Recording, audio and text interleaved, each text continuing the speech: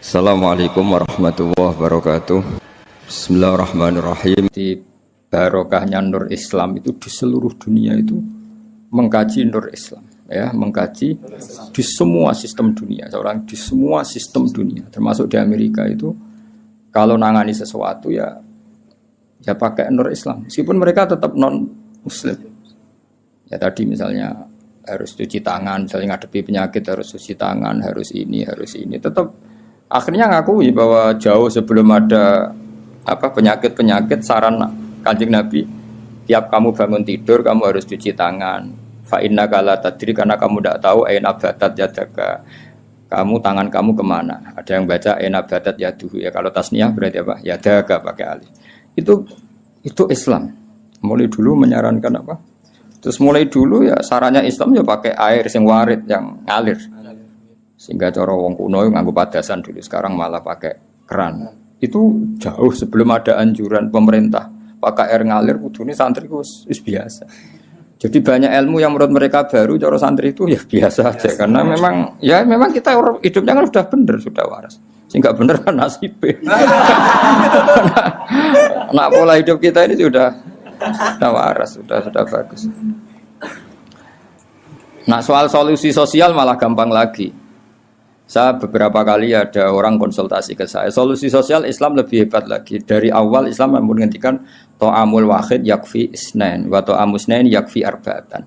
Jadi satu orang punya rezeki itu harusnya bisa nanggung satu orang, dua orang bisa nanggung 4 orang. Artinya kan kita biasakan misalnya konco akrab sing sitok orang ditanggung temannya. Satu keluarga yang kerja 2, satu rumah makan semua.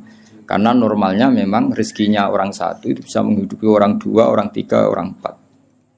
Nah, yang menjadi kacau agama ini kan gini. Yang kacau menurut agama adalah apa? Jatah yang papat tindak nung sitok, mulai merusak kan langsung. Nah sekarang banyak orang rakus gitu. Wong sak nampan kok tindak wong loro. Iku mulai rusak iku. Paham yo? Wetenge lo dididik, paham. Jadi sebetulnya menurut Islam itu kan to'amul wahid yakfi isnen, waktu amusnya ini yakfi arba, itu malah walian. To'amul wahid yastaghribu to'ama arba'atin, itu kan ribet kan? Ya saya kutus pura pengeran. Nah bayangkan kalau itu pejabat, kerakusan terhadap aset negara harusnya menyebar terus dikuasai 1-2 orang, kayak apa kacaunya dunia ini. Lah ya lagi-lagi semua itu Nur Muhammad, ajaran Rasulullah SAW tetap ajaran sing halul muskilat, bisa mengurai problem. Maka kita buktikan bahwa kita yang Islam itu hidup kita stabil, hidup kita nyaman. Kalau enggak ya bagian dari problem itu. Ya bagian dari apa? Problem itu. Tetap Kanjeng Nabi faqad nusirat fil kainati a'lamu ulumik. Jadi meskipun di negara non muslim semuanya sekarang mengkaji apa? Islam. Sejarah para malaikat ya faqad nusirat fil kainati a'lamu ulumik. Semua alam raya ini pasti nanti mengkaji ilmu Muhammad. Sekarang sedekah Rasulullah ketika Amerika yang mengkaji Islam, Eropa juga mengkaji, semua mengkaji Islam. Wa tabasyarat lan dadi bunga apa al makhluqatu pira-pira makhluk bikutu hingga kelan tekane sira. Walam yaqul lan ora tetep sapa seun perkara mimma sing perkara khalaqa kang gawe sapa Allah taala illa jaa, kecuali teko apa se li amrika maring perintah sira Muhammad, perintah jenengan Muhammad toian iku wong sing taat. Wali maqalati ka iku samian lan maring dawuh jenengan iku samian ngrungokno. Terus nanti alam raya ini semuanya tunduk pada perintah Rasulullah sallallahu alaihi wasallam. Aku yakin dunia tambah kacau itu tetap tambah butuh Islam. Kayak sekarang dari dulu itu Islam menyarankan supaya hidup itu sederhana. Warung dunia kuwaco anggur wong ora sederhana. Warung ono kekacauan ini lagi menyarankan hidup sederhana. Jadi cara santri cara kene kan yes biasa urip. Jangan keluar kalau enggak penting. Dari awal Islam ngajarno min husni islamil mar'i tarkuhu malayan. Kok malah lagi roh saiki. Piye kok udah terlambat ilmune. Kita ini tahu mulai dulu pun. Pemene bagi sirati 2 ape metu opo. Sirati opo santeng ae no. Niku ora usah dilarang wis ra kelar metu. Paham ya, tapi mulai dulu kan kalau kita diumumkan jangan keluar kalau tidak penting. Dari itu dulu ajaran kita kan sebaik-baiknya Islam meninggalkan yang tidak penting. Ora usah diwarai Kang wis suhune mulai cilik suhune.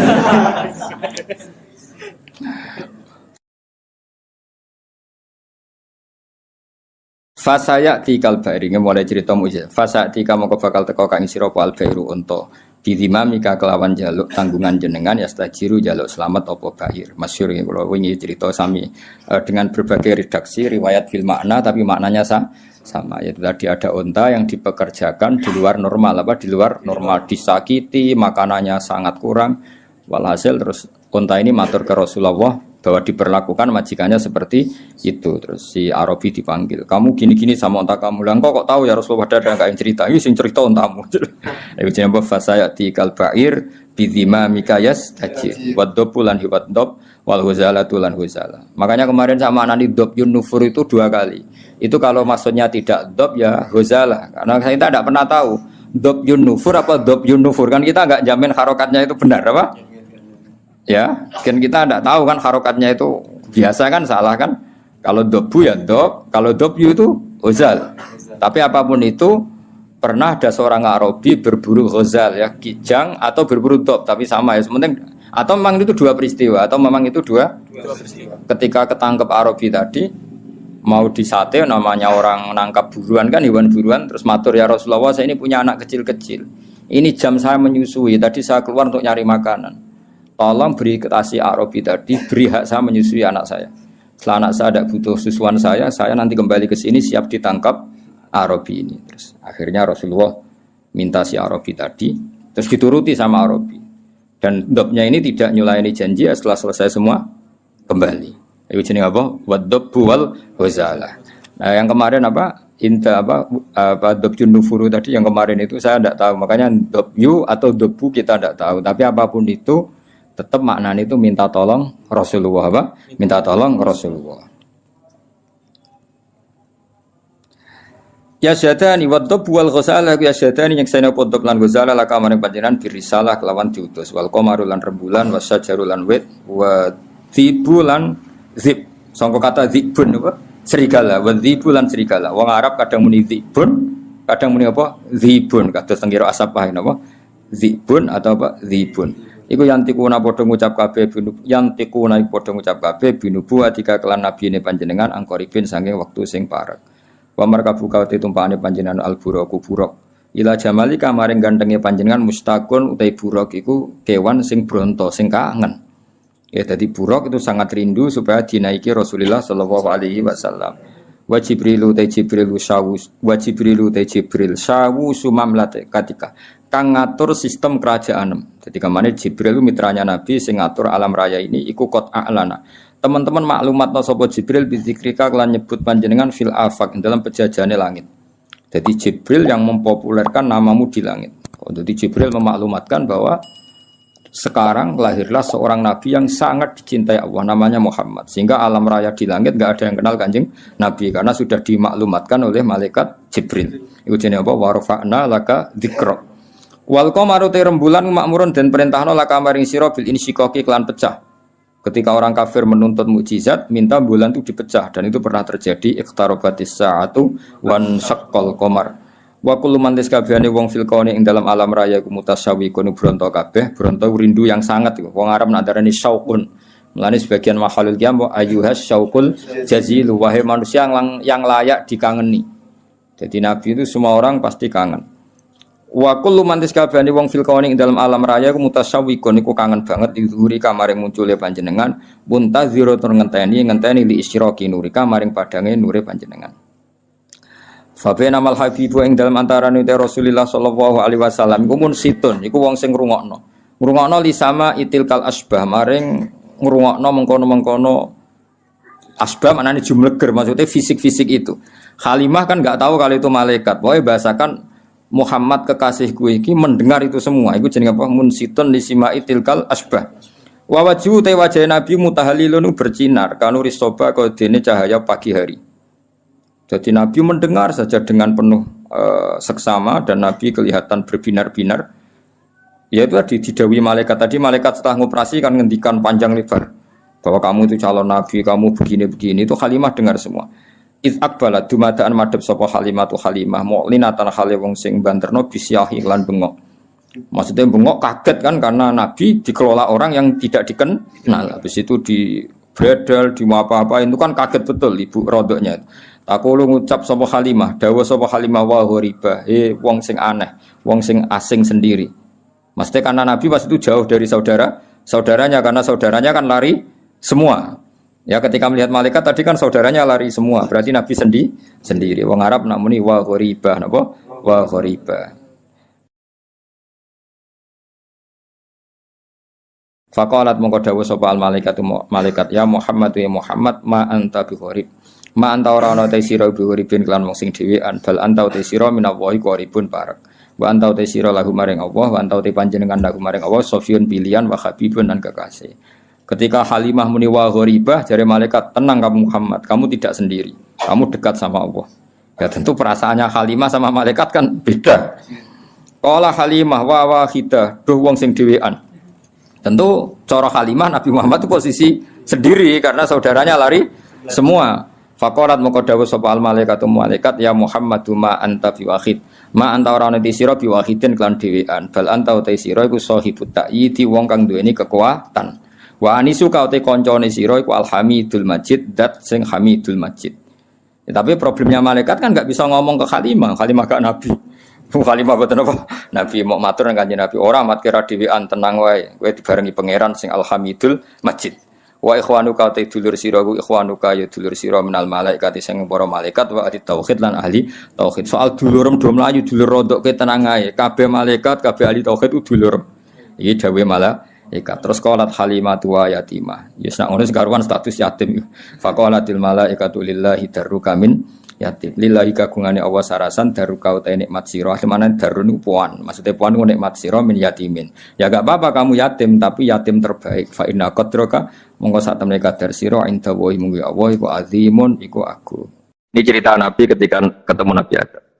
Fa idza nazara qibala yaminih dhahika wa idza nazara qibala shimalih baka. Nabi Adam ketika melihat ke kanan tuh senyum-senyum senang sekali tapi kalau kamu melihat ke kiri itu nangis. Lalu Rasulullah SAW tanya ke malaikat Jibril, itu siapa? Itu Adam. Dan yang kelompok di kanan itu ahli surga, maka beliau kalau melihat senang sekali, dan kalau yang di kiri itu ahli neraka, kalau beliau melihat itu susah sekali. Artinya apa? Betapa susahnya jadi Nabi Adam itu. Jadi kalau misalnya ada koruptor ketangkep gitu ya, yang nangkep ya cucunya, yang ditangkep juga cucunya. Kalau kita punya anak 10 itu, terus yang satu misalnya nyuri milik temannya, milik saudaranya itu, sing naboi ya anaknya, yang ditaboi juga anaknya. Kayak apa tersiksanya seorang Nabi Adam? Karena nggak punya pilihan, pasti dari sekian kasus dolim dan mazlum, yang mendolimi maupun yang didolimi itu pasti anak cucunya. Jadi betapa susahnya seorang Nabi Adam. Jadi termasuk kearifan kita sebagai manusia itu belajar dari takdir yang kita hadapi, yaitu keterbatasan kita sebagai manusia. Kita harus bisa ngelola kegagalan, terima kodok kodar. Makanya kata Mbah Mun, abahnya Gus Yasin itu sering cerita ke saya, iman itu paling dhuwur itu iman kodok kodar, khairihi wa syarrihi minallah. Kita harus punya kesiapan iman khairihi wa syarrihi minallah. Bahwa segala kebaikan, segala syar itu sudah digariskan oleh Allah Ta'ala. Kita bisa apa sebagai manusia. Jadi pertama Nabi Muhammad ketemu di as-sama idunya, langit paling dekat, itu ketemu Nabi Adam dengan kondisi seperti tadi. Kalau melihat ke kanan itu senyum karena itu anak-anak beliau, turunan beliau yang ahli surga. Kalau melihat ke kiri itu nangis karena itu cucu beliau yang ditakdir tidak jadi orang baik. Artinya kalau ada peristiwa sosial apa saja, yang satu zalim, yang satu mazlum, atau yang satu benar, yang satu salah, atau sama-sama benar tapi salah paham, itu semua adalah cucu Nabi Adam alaihi salam, dan itu membuat beliau kadang-kadang dohika, kadang-kadang senyum, kadang-kadang baka, kadang-kadang nangis. Jadi itu yang menjadikan tambahnya arifnya Rasulullah SAW. Saya teruskan, Qultu ya Jibril man hadha qal hadha Adam wa hadhil aswida an yamini wa an shimalih nasamu bani. Fa ahlul yamin ahlul jannah wal aswida allati an shimali ahlun nar. Fa idza nazara qibala yamini dohika wa idza nazara qibala shimalihi baka. Itu seperti misalnya kita punya anak 5, yang satu sukses jadi profesor doktor atau jadi orang alim, yang satu sekolah saja agak naik, misalnya sudah agak naik, entek no dunia itu menghabiskan harta itu kan Tapi barokahnya itu mungkin kita mau jadi sombong nggak jadi gitu karena punya anak yang nggak sukses. Mungkin barokahnya punya anak yang sukses itu meredam keangkuhan kita, terus kita menjadi orang yang sopan dengan tetangga, dengan orang lain karena dipaksa punya hal-hal yang seperti itu. Jadi semua yang ditakdir Allah kalau kita ridha itu pasti baik. Karena ya kata yang ngarang kitab hikam itu orang tawadhu itu kalau dinasehati pakai teks saja tidak cukup. Kalau punya utang tuh tawaduk sendiri gitu. Guyonannya orang-orang kiai gitu gitu. Ada orang sombong. Supaya ada sombong kalau dia ketemu orang yang ngutangin tuh pasti sopan sendiri. Jadi kalau dinasehati suruh sopan susah. Tapi kalau ketemu orang yang ngutangin atau ketemu orang yang dia butuh pasti dengan sendirinya sopan sendiri. Atau ketemu orang yang menjadikan anaknya dapat pekerjaan, menjadikan keluarganya dapat job pekerjaan. Pasti dia sopan sendiri karena utang jasa. Nah kalau kita pasti sopan sama orang yang ngutangi kita, yang menolong kita, apalagi dengan Allah Ta'ala yang semua yang kita pakai pasti dari Allah Ta'ala. Dengan demikian sudah keharusan kita sangat-sangat sopan pada Allah Ta'ala. Yang implementasinya dengan sujud dan dengan sholat. Itu juga yang dibawa dari hasil Mi'raj. Ini saya baca teksnya ya, saya tadi jam 9 baca Bukhari di Kudus sama beberapa habaib, Alhamdulillah. Sekarang saya teruskan dengan Sahih Muslim. Termasuk kitab 6 yang paling dipakai ahli sunnah itu Al-Kutubus Sittah, yang paling pokok itu adalah Bukhari Muslim. Terus kemudian naik-naik terus ketemu Marartu bi Musa alaihi salam. Ini nabinya Bani Israel. Saya kemudian ketemu dengan Nabi Musa alaihi salam. Nabi Musa itu nabinya Bani Israel. Jadi orang Bani Israel itu bawaannya itu protes. Protes itu komplain. Ketika makomnya beliau dilewati Rasulullah SAW, kelas beliau sebagai nabi, beliau nangis. Ketika nangis ditanya, "Ma yubkika, kenapa engkau nangis ya Musa?" Terus ini saya baca supaya seperti teksnya. Kata Nabi Musa, "Rabbi hadza ghulamun ba'astahu ba'di, yadkhulu min ummatihi al-jannata aktsaru mimma yadkhulu min ummati." Ini lelaki atau nabi junior, nabi yang datangnya setelah saya, mestinya senior saya. Tapi nabi ini sukses, umatnya lebih banyak masuk surga ketimbang saya. Ini yang bikin saya nangis. Jadi pikirannya Nabi Musa kalau beliau senior, beliau lebih dulu ya umatnya lebih banyak masuk surga. Ternyata enggak, masih banyak umatnya Rasulullah SAW. Dan ini gaya beliau yang suka protes itu berkah karena protesnya orang soleh. Saya ulang lagi, apa-apa kalau dilakukan orang soleh itu pasti barokah.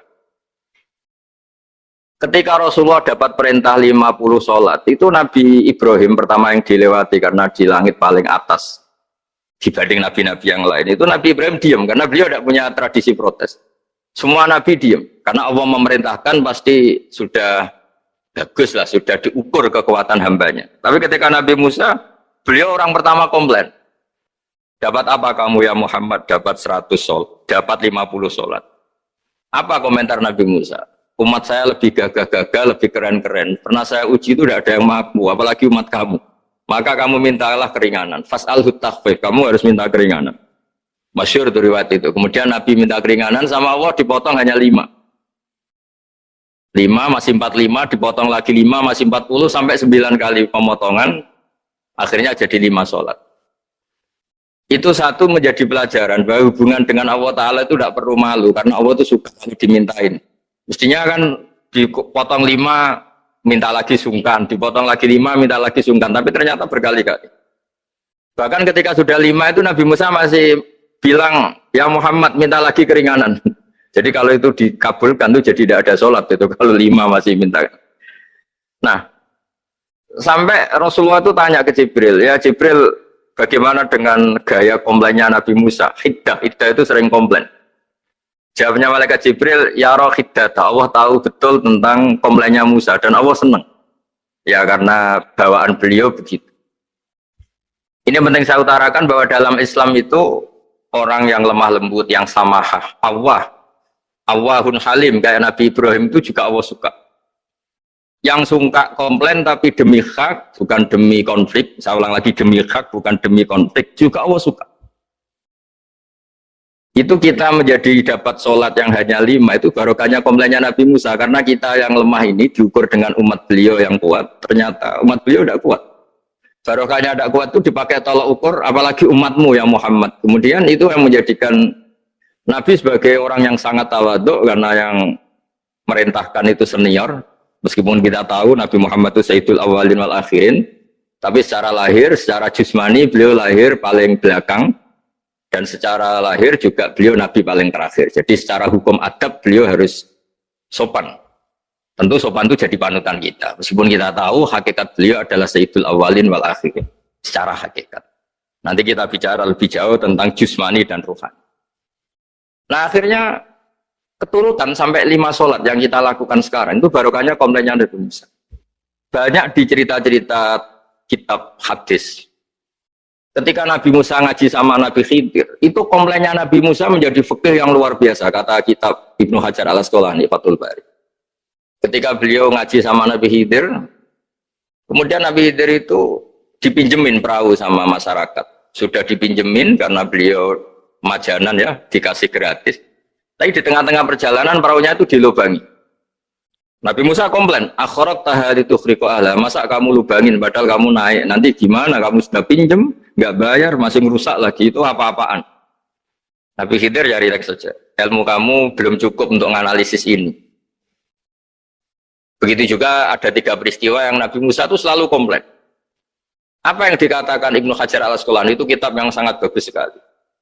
Justru dengan protes itu Nabi Musa punya kelas di atas Nabi Khidir, karena orang nggak boleh sukut alal mungkar, karena secara fikih orang itu tidak boleh mendiamkan sesuatu yang buruk. Kita tahu dalam aturan fikih di antara kewajiban kita adalah ingkarul mungkar, mengingkari sesuatu yang memang harus diingkari. Ya meskipun tentu tidak dengan sikap destruktif yang merusak dan apa, tapi yang nggak baik tentu kita ingkari. Perilaku Nabi Khidir yang melubangi perahu yang tidak miliknya, padahal yang punya perahu sudah menonton, itu perilaku yang nggak baik. Sehingga Nabi Musa protes. Justru protesnya Nabi Musa ini menjadikan beliau selalu di kelas fikih terbaik, yaitu ingkarul mungkar, mengingkari barang yang harus diingkari. Tapi tentu Nabi Khidir juga nggak salah, karena beliau punya perhitungan di depan nanti itu ada begal-begal, ada kekuatan yang nggak baik, yang selalu akan membegal perahu-perahu yang kondisinya sempurna. Nabi Khidir punya perhitungan, kalau ibarat mobil ini spionnya kok nggak dipecah, nggak diambil, itu termasuk mobil bagus, pasti digarong. Tapi gara-gara spionnya dipecah dulu sama Nabi Khidir, terus depannya dilumuri apa supaya agak menarik, ini selamat. Jadi perhitungannya Nabi Khidir, wa kana wara'uhum maliku ya'khudhu kulla safinatin ghusba. Di beberapa tafsir diartikan safinah ay sholihah, karena di depannya nanti akan ketemu orang-orang yang dolim yang selalu ngambil perahu-perahu yang bagus. Caranya gimana supaya perahu itu gak diambil? Ya karena mereka hanya ngambil yang bagus, ya dirusak dulu supaya gak bagus. Kalau ya gak bagus nanti lolos dari garong tadi, dari pengambilan secara dolim tadi. Jadi Nabi Khidir gak salah karena ada visi seperti itu. Nabi Musa protes juga gak salah karena memang tugasnya itu ingkarul mungkar, mengingkari barang yang memang gak benar. Nah, di sini seperti yang dikatakan Gus Yassin, kita harus bisa ngelola perbedaan, ngelola beda sudut pandang dan sebagainya. Sehingga kita selalu dapat nikmat Allah Ta'ala, wa allafa baina qulubihim, nikmat yang kita asik, kita hidup asik, nyaman.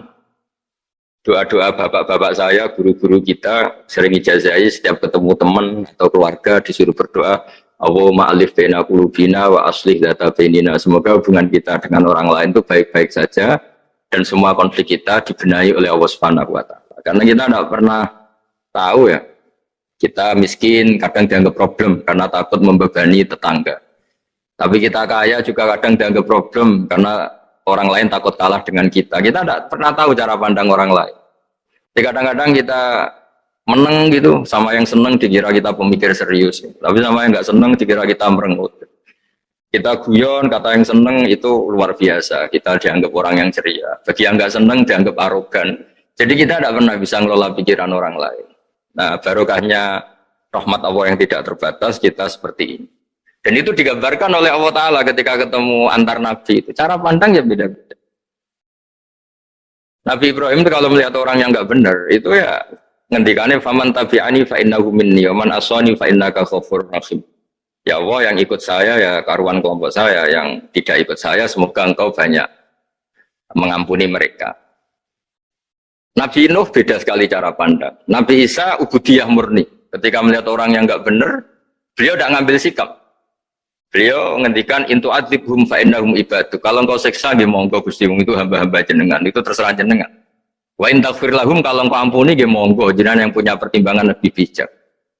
Dan itu yang dalam banyak hadis ketika Rasulullah SAW melihat umatnya di akhir zaman yang macam-macam, Nabi ngambil sikap kayak sikapnya Nabi Isa. Sebagian riwayat Nabi mengatakan fa'aqulu kama qala al-abdus soleh. Saya akan ngambil sikap kayak sikapnya al-abdus soleh. Di hadis itu diredaksikan yaitu dengan redaksi intu azibhum fa'inum ibaduk wa intaghfir lahum fa'innaka antal azizul hakim. Ya, saya teruskan. Kemudian akhirnya Rasulullah SAW sampai ke Sidratil Muntaha. Wa ra'aitu Ibrahim alaihi salam wa ana asbahu waladih bih. Ketika ketemu Nabi Ibrahim, hubungan Rasulullah itu sangat emosional. Beliau yang pertama diceritakan, saya ketika ketemu Nabi Ibrahim itu senang sekali karena ternyata saya ini cucu beliau, turunan beliau yang paling mirip beliau. Jadi ini unik, dari sekian peristiwa besar, peristiwa langit, kemudian Nabi ada hubungan emosional yang luar biasa ketika ketemu Nabi Ibrahim. Pertama yang dikatakan Nabi, wa ana asbahu waladi, saya adalah cucu yang paling mirip beliau. Dan ini kita tahu akhirnya di semua syariat kita istilah resminya itu anit tabi millata Ibrahim hanifah. Di istilah resmi agama kita millata abikum Ibrahim, agama leluhur kamu Ibrahim. Kita ketika baca sholawat Allahumma sholli ala sayyidina Muhammad, terusannya juga kama sholli ta'ala sayyidina Ibrahim wa ala ali Ibrahim, dan seterusnya dan seterusnya. Kemudian yang terakhir saya cerita secara akidah Ahlussunnah wal Jamaah yang dianut oleh Imam Asy'ari dan Maturidi. Meskipun secara lahir itu Nabi mengalami pertemuan dengan Allah di Sidratil Muntaha, tapi tetap saja kita cara pandang bahwa Allah Ta'ala itu mukhalafatul hawadis. Allah tidak bisa kamu andekan di satu tempat terus mengalami hal-hal yang kita alami sebagai makhluk. Sebab itu sirinya kenapa di surat Isra dimulai dari subhanalladzi. Allah tetap maha suci. Maha suci itu artinya terbebas dari yang kita alami. Allah selalu mukhalafatul hawadis. Allah la yahtaju ila makarin. Allah tidak butuh tempat. Allah tidak butuh waktu. Allah tidak butuh semua. Karena Allah itu qayyum. Allah itu qiyamuhu binafsihi, berdiri sendiri. Allah tidak butuh aras. Allah tidak butuh kursi. Tapi eksistensi kursi yang butuh Allah. Allah tidak butuh aras, tidak butuh kursi, tidak butuh langit. Semuanya itu berdiri karena Allah. Bukan sebaliknya Allah berdiri di atas semuanya. Sehingga kita mulai kecil diajari Allah itu siapa? Al-Qayyum. Kalau bahasa kita qiyamuhu binafsi. Selalu berdiri sendiri, dan Allah itu Al-Ghaniyul Mutlaq. Enggak butuh yang lain. Di sini pentingnya selalu Nabi ngintikan subhanallah, subhanallah, beritanya tetap Allah itu maha suci, Allah maha besar, Allah maha agung, dan keagungannya diantara ditandai dia punya sifat yang tidak sifat kita. Dia punya keabadian yang tidak bisa kita miliki. Dia punya semuanya yang tidak kita miliki. Itu sebab itu dimulai subhanalladzi asra bi abdi lailam minal masjidil haram. Jadi kata subhana ini maha suci itu maha suci dari tempat, dari waktu, dari apa saja. Meskipun Allah punya adat, punya sunnah memperlakukan hambanya itu dengan logika atau bayangan yang dibayangkan seorang hambanya. Sehingga seakan-akan kita ini ya ketemu, seakan-akan kita bisa ini melihat. Sehingga di surga disebut kita ini melihat Allah. Tapi semua ahli sunnah mengatakan, tapi kamu melihat Allah itu tetap saja bila kaifin walan khisorin, tidak bisa terus menciri. Menciri itu bisa membatasi sifatnya Allah itu begini-begini, tidak bisa. Tetap Allah itu la tudrikul absar wa huwa yudrikul absar. Tapi kita bisa disebut melihat dengan kemakhlukan kita yang profan. Di surga disebut melihat, tapi bukan melihat yang kayak kita melihat antar makhluk yang terus bisa apa itu cerita detail, cerita spesifik, cerita apa, tidak bisa. La tudrikul absar. Ini hebatnya ulama-ulama kita, selalu cerita Mi'raj, cerita nazar ila wa fil jannah, melihat Allah di surga, tapi bersamaan dengan itu selalu cerita Allah itu mukhalafatul hawadis, Allah itu laisa kamitslihi syai'un. Jadi terima kasih Gajang utamanya pada Gus Yasin dan yang membantu semuanya. Barokahnya kita ketemu bisa ngaji, supaya barokah saya baca teks aslinya di hadisil Isra, karena tadi jam 9 sudah baca Bukhari, ini supaya dapat berkah saya ini baca Sahih Muslim. Begini ya, saya tak cerita karena saya baca kitab itu banyak sekali. Ini bukan dalam konteks sombong atau takabur, boten. Saya cerita baca kitab banyak itu supaya sampean tahu bahwa pikiran saya ini mamluk, dipenuhi dengan pikiran-pikiran ulama dulu karena saya sering baca. Jadi tidak pikiran saya sendiri. Khusyuk itu maknanya takut. Ya takut itu ya maknanya takut. Takut itu ya kelas-kelasan. Misalnya saya dipanggil bapak saya, "Bahak sini." Sekedar datang ke tempat itu meskipun nggak niat nurut. Saya ulang lagi, sekedar datang ke tempat beliau manggil saya meskipun nggak niat nurut, itu sudah satu poin tertentu. Karena dipanggil terus menghadap itu sudah bagus. Meskipun di hati saya nanti saya bilang nggak mau, saya mau main. Tapi itu sudah poin tersendiri. Karena bandingannya akbala dalam bahasa Arab itu adbaro. Adbaro itu dari kata dubur. Dubur itu membelakangi. Daripada misalnya dipanggil bahak sini, malah lari menjauh. Membelakangi. Kalau dalam bahasa Arab adbaro itu menjadikan duburnya di belakangnya. Makanya bandingannya akbala itu menghadap dengan muka. Kalau adbaro orang di belakangi pakai duburnya. Makanya dalam bahasa Arab disebut adbaro. Nah, sehingga terburuk dari seorang hamba itu adbaro, dipanggil ndak moro, dipanggil ndak menuju yang dipanggil, malah menjauh. Nah, menjauh ini dalam bahasa Arab itu kadang dibahasakan tawalla. Tawalla itu mengo itu menghindari, atau adbaro membelakang. Jadi kalau Anda sholat kok masih sering salah, dan saya yakin semua orang juga gitu, kalau nggak nabi, nggak wali itu ada ya kesalahan-kesalahan yang tidak fatal-fatal banget karena ada kebaikan yang Anda lakukan, yaitu ketika Anda dipanggil, Anda istijabah, Anda mengiyakan dengan menghadap. Ya, itu sudah bagus. Nah, setelah menghadap ternyata disuruh apa itu tidak nurut. Disuruh apa gak nurut itu satu kesalahan yang tidak mengganggu poin pertama tadi Anda menghadap. Sehingga banyak cerita di hadis-hadis ada sahabat yang zaman itu tidak soleh-soleh banget.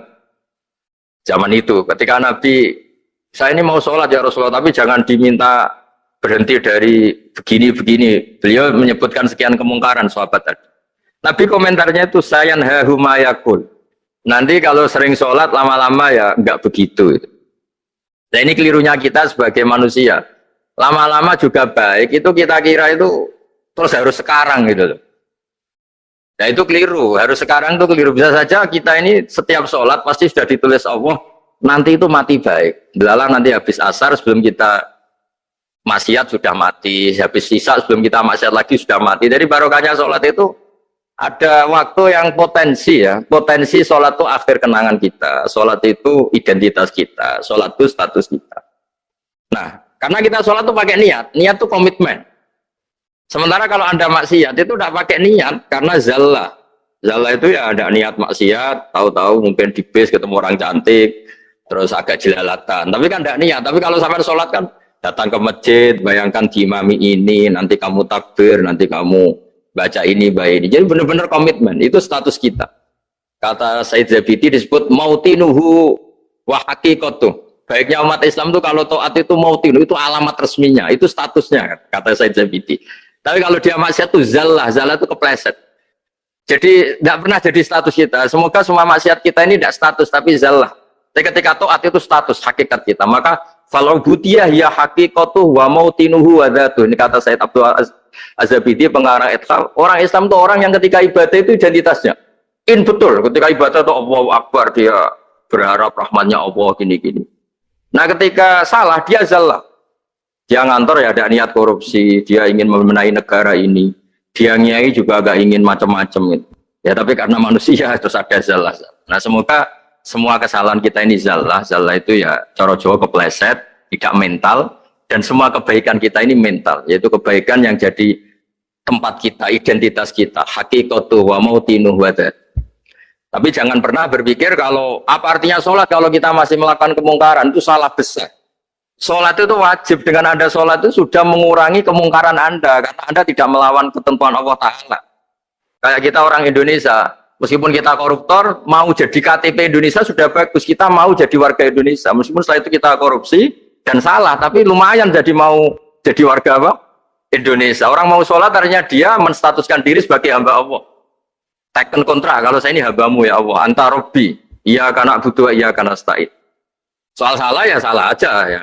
Sama, kita tetap warga Indonesia meskipun kita salah, meskipun kita koruptor, meskipun kita salah, tetap aja warga Indonesia yang berhak mendapat jatah makan meskipun di penjara, meskipun apa. Sama, kita ini hamba Allah yang mengakui kalau Allah itu Tuhan, kita hamba. Dan barokahnya pengakuan itu insya Allah di cerita-cerita syafaat, kalau kita dosa atau apa insya Allah dapat syafaatnya Rasulullah SAW, karena kita tidak pernah lari dari status kehambaan. Jadi yang harus dipegang, makanya status kehambaan ini nggak boleh hilang. Kita harus sering bilang Robbi, Robbi, Tuhanku yang merawat aku, yang memberi aku. Dengan demikian kita menjaga status kehambaan kita. Dan status hamba ini yang menjadikan orang layak masuk surga, yaitu fadkhuli fi ibadi. Kamu harus resmi menjadi hambaku, baru ada perintah wadkhuli jannati. Kalau menjadi hamba aja nggak mau, kita punya keangkuhan, punya keinginan yang mulu-mulu, sehingga seakan-akan kita ini Tuhan, nah itu tidak menghamba. Kita harus fadkhuli fi ibadi, baru wadkhuli jannati. Saya kira demikian, semoga ini manfaat. Banyak cerita niku riyen Kiai Khalil mengambil mantu Kiai Bisri niku nggih nyaur utang kalian Mbah Topo, mergi sering dirumat secara finansial. Tias mbake ndongane iku tenanan supaya anake Ki Mustofa niku pinter, anake Mbah Topo niku pinter, terus dados Ki Bisri. Niku nak diambil kesimpulan niku kiai ndonga tenanan niku nak di rumah tenanan. Nak di rumah rapati tenanan niku ndongane ya kudune rapati tenanan. Niku wonten sing crita niku mbah bodoni napa mboten niku riyen niku ngantos Mbah Khalil prai jamaah. Mergo makmume iku sing ngutangi, dadi wedi nak ketemu makmume. Suwe-suwe diebrokno terus wani dadi imam malih. Terus dalam keadaan ngoten niku ndonga ra tenanan mboten mungkin. Singkat cerita terus Kiai Bisri dados tiyang alim, Kiai Misbah dados tiyang alim. Terus fan ingkang ditekuni niku nahwu.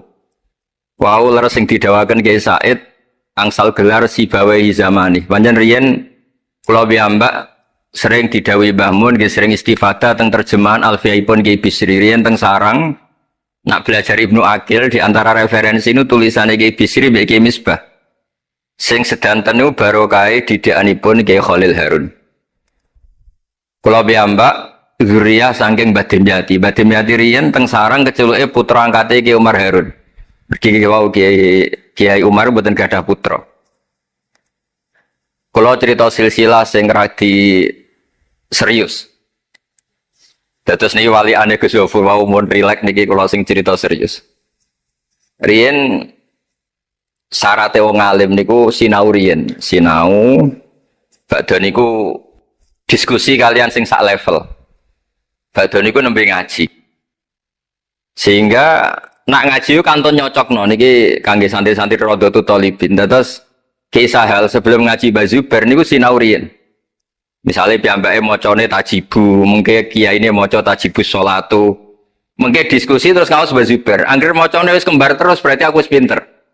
Karena yang memutuskan rofa nasab itu tidak kiainya tapi dia. Dados kantun nyemak. Ki bengi tak waca rofa kok kiai ku rofa, berarti ilmuku wis padha. Aku maca nasab kok kiai ku nasab berarti padha. Aku maca jer kiai ku jer wis padha. Nah santri-santri kan mboten ngaji mboten persiapan. Teko ngaji mbek takok halaman. Niku pun santri innalillahi wa inna ilaihi rajiun. Niku nggak bisa diharapkan. Terus kula riyen niku GR alim niku nggih alasan perkara ini sinau riyen. Dadi agar bangun maca kok mun kembarane 90% apa 80% nggih mun setengah ngalim. Kok nak salah kok sampai 90% ya goblok banget. Sakniki mboten santri sinau iku mboten persiapan ngaji takok halaman tok endi. Menyenggai sholawat. Salam Muhammad shollallahu alaihi wasallam. Mboten mikir wong kiai ini maca Allahumma sholli ala Muhammad malah ngongkon kiai ini sholli alaihi itu nak diterjemahkan Allahumma sholli ala Muhammad terus dekne ngomong sholli alaihi nggih monggo jenengan maca sholawat. Wong sholli nu fil amar. Tapi wong jenenge wong ora mikir nggih. Terus niku ruwet. Terus niki kula cerita sing serius kersane jenengan pirsa bilih sing minter wong ra bakat pinter niku nggih kangelan tenan. Riyen bapak kula nggih nah definisi wali nu ngoten kula nggih insyaallah pun mlebu lah. Mergi kula niku nggih minter tiyang kathah. Tiang-tiang sing ra bakat pinter teng Gunung Kidul niku kula kathah sing kula dadekno kiai. Tapi buatan pinter banget, pokoknya memenuhi kualifikasi lah. Pergi ceritanya ini gak sederhana. Rian itu Mbah Khalil itu nak mulang nahwu tenanan. Mergi sesuatu itu jadi mudah. Mulanya cerita yang beredar nang Lirboyo niku Ja'a Zaidun, Zaid datang. Ini wonten santri pelengahan delok lawang. Gurune ngamuk. Kamu orang mana? Orang Bekasi. Kenapa pelengahan? Ya katanya Ja'a Zaidun ra'aitu Zaidan. Habis Pak Guru bohong. Katanya Zaid datang melihat Zaid, ternyata orangnya enggak ada. Contohnya Ja'a Zaidun ra'aitu Zaidan. Tapi barokahnya itu terus sesuatu itu menjadi mudah. Nah ini sing dawe Mbah Mun, sing didawakan Gus Zofur kula eling dawe Mbah Mun gelem ra gelem Allah kudu gawe wong alim kok wong Jawa. Mergo wis kadung dawuh Islam iku kafatal linnas untuk semuanya. Fasibawai Farisiun. Imam Sibawai itu orang Persia. Imam Ghazali juga Tos itu Persia.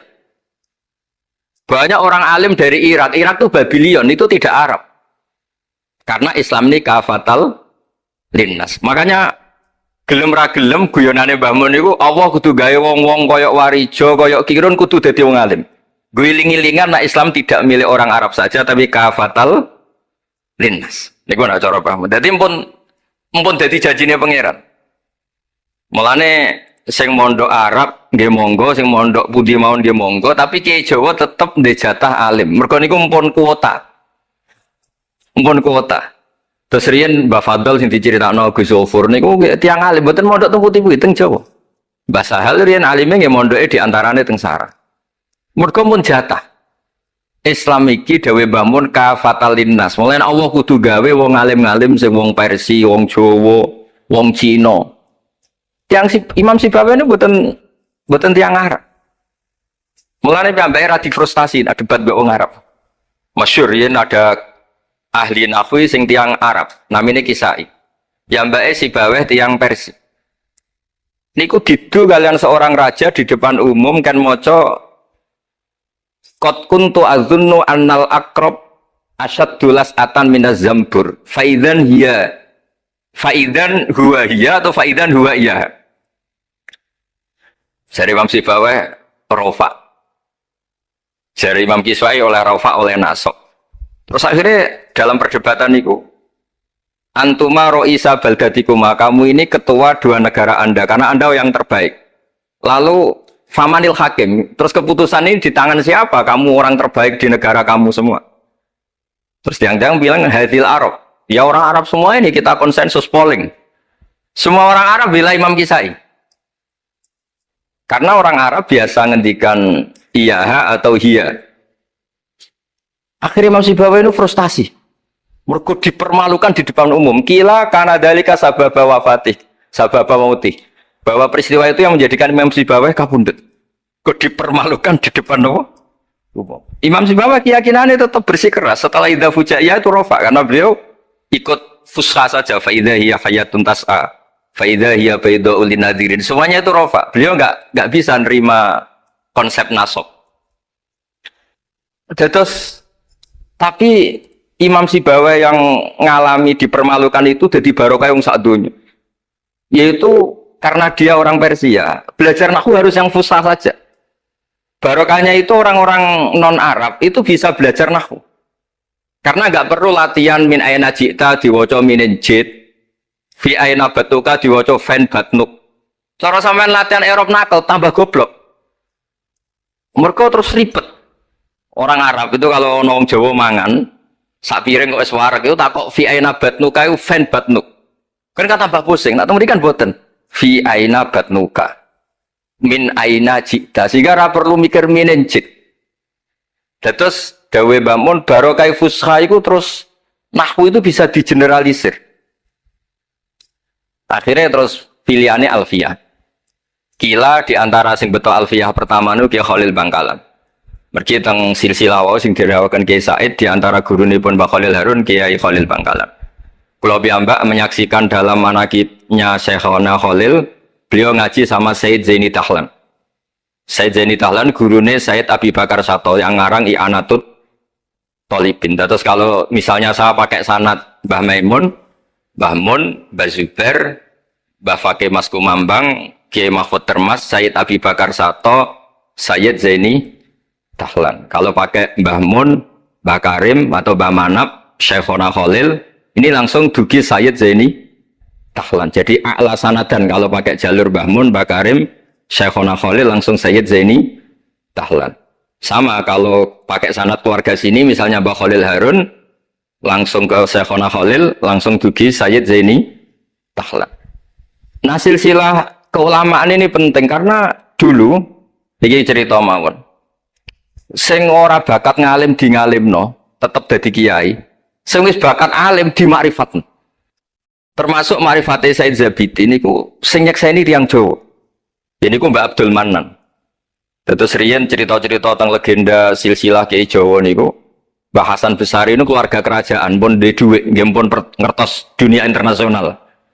Kepengen mondok teng Mekah. Mbah Hasan Besari sing terkenal yo. Akhirnya ngajak kancane namanya Abdul Manan niku tiyang Termes, tiyang desa.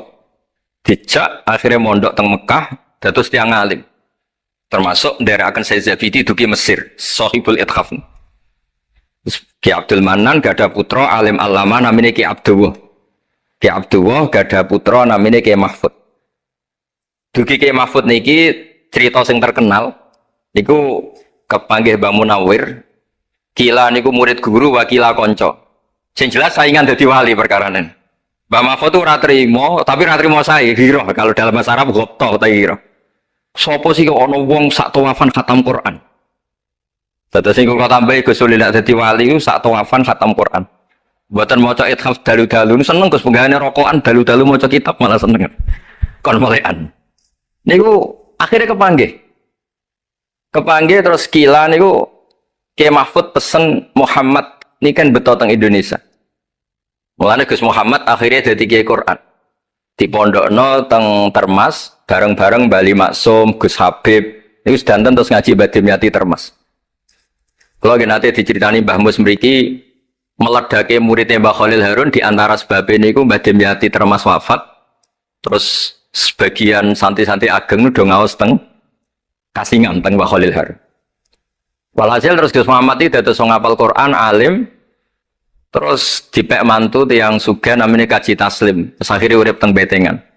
Gada putra Ki Harir samangke wonten Gus Muhammad. Dadi Muhammad bin Harir bin Muhammad bin Mahfud bin Abdullah bin Abdul Manan niku pun dugi Shahibul Ithaf Ithafus Sadat Al-Muttaqin saraipun kitab napa Ikhya niku nak ngarang niki cerita niku nak ngarang jan luar biasa kitab 14 juz niku kabeh berilmu boten dipenuhi cerita-cerita sing boten penting semuanya berkualitas yang paling saya kenang dari dan ini sekaligus kalau terakhir muludan nih yang paling saya kenang dari statement beliau, dari ngendikan beliau itu begini.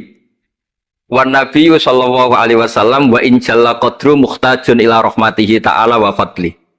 Dari cara pikiran beliau itu umat ini setelah Nabi Isa. Penggemar Nabi Isa itu salah dalam mendudukkan Nabi Isa, berlebihan sampai mengatakan Isa ibnu Wah. Yang benci juga berlebihan sampai mengatakan Isa itu waladuz zina, yaitu orang-orang Yahudi. Tapi kata Said Zabidi, hadil ummah maksumatun min dzalika kullih. Umat ini akan diselamatkan, pecinta Rasulullah Shallallahu Alaihi Wasallam itu akan diselamatkan dari dosa atau kesalahan-kesalahan orang Nasrani melihat Isa. Barokahnya apa? Barokahnya sholawat. Yaitu umat ini wiridan Allahumma sholli ala Sayyidina Muhammad. Allahumma itu pemberi, Muhammad apapun jalla qadruh penerima.